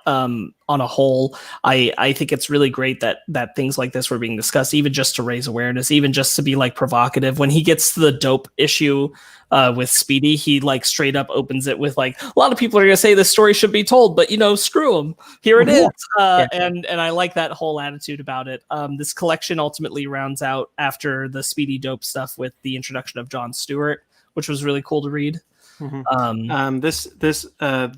These issues were published in 83. The first issue that it collects was published in 1970. I just wanted to point 1970. Yeah, cool. Throw that correction. Man, that's so long ago. This book looks so good. Like Neil, the man. Every con, Neil Adams has the biggest booth. He has this huge ass booth. And after reading this book, I'm like, wow, this dude's been doing this for 50 years. Like, man. Yeah.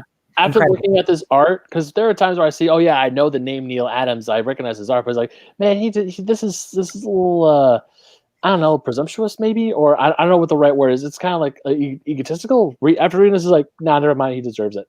No, yeah, he's a legend, 100%. Yeah. Like, that dude has placed his mark. Yeah, incredible art for sure. Very effective, very evocative all throughout. I really enjoyed that. I enjoyed a lot of the stuff with the balance of Black Canary. I like the stuff when the Oliver going to Dinah's aid causes Hal to talk to Carol and reveal that he and the Green Lantern are the one and the same. A lot of cool moments in there. Okay. Cool. I have nothing else. No, man. I'm super glad. I'm super glad. I'm very sad that Denny O'Neil passed away. I wish I would have read this sooner. I'm glad I got to read it now. That dude left a legacy unlike anyone else. Yeah, it's good. It's good motivation now to want to read more of his stuff. I'll say that for sure. Okay, so next week is my book club. I inspired by Sparks's pick and Ryan's unintentional social justice pick. I decided to do my own. I've wanted to read this for a while. I picked Superman Smashes the Klan. Hell yeah! By Jean Leon Yang. If you didn't do it, I was gonna do it. So, with art by Guri Hero. Sorry. But yeah, so Superman Smashes the Klan next week. Hell yeah, baby. All right, guys. That will do it for this week's episode of the Fake Nerd Podcast. Next week, we're going to talk about Suicide Squad, Hell to Pay, Death of Superman, and Reign of the Supermen. Wow. We also have you guys are watching this on YouTube. If you guys listen to it afterwards, we have a ton of stuff on YouTube right now. The audio feed has the link in the description below for our YouTube. You can watch our Fake Nerds Watch series. Hey guys, Watchmen is free on HBO, on Hulu. Check out that show. It's great. And then check out our talking about it afterwards if you want. No big deal. But we have a bunch of other after shows on Fake Nerds Watch. And more to come. Basement Arcade, we are still going through Mortal Kombat 9. We got our second hate mail, and just still want to brag about that. Oh, hell yeah. Did we really? I can't wait to read it. I haven't seen it. I haven't seen it. It's paragraphs. Oh my gosh. That means he cares enough to write paragraphs, so that's a win for me. I responded, if I doubt you're listening, but if you are, look, we recorded these months ago, so, sorry. Almost a year ago now. Yeah. Wow. So sorry, we can't address your criticisms. But we are going through Mortal Kombat 9 right now. I don't know. I'll read it and see if I feel like I can address it. And then another one. And then no, you can't. And then look, I'll just say it's about because we think that Sonya Blade and Katana and Melina shouldn't be dressed in skimpy outfits. And it's still that? It's that again? So it's that comment from the last time. So it's a sexist person that I don't give a shit. It's pretty good. It's a pretty good read, I must say. Hey guys, I actually talked about this literally today with my family because I was talking about the one time that people have really publicly disliked something we said. Look, the costumes in Mortal Kombat 9 are super sexist. Get over it. They were designed by guys that are very sexist. I think that was Ben. Is that our newest video? Because I'm at the newest video and I don't see it. Yeah, it's our newest video. Oh, he might have deleted it.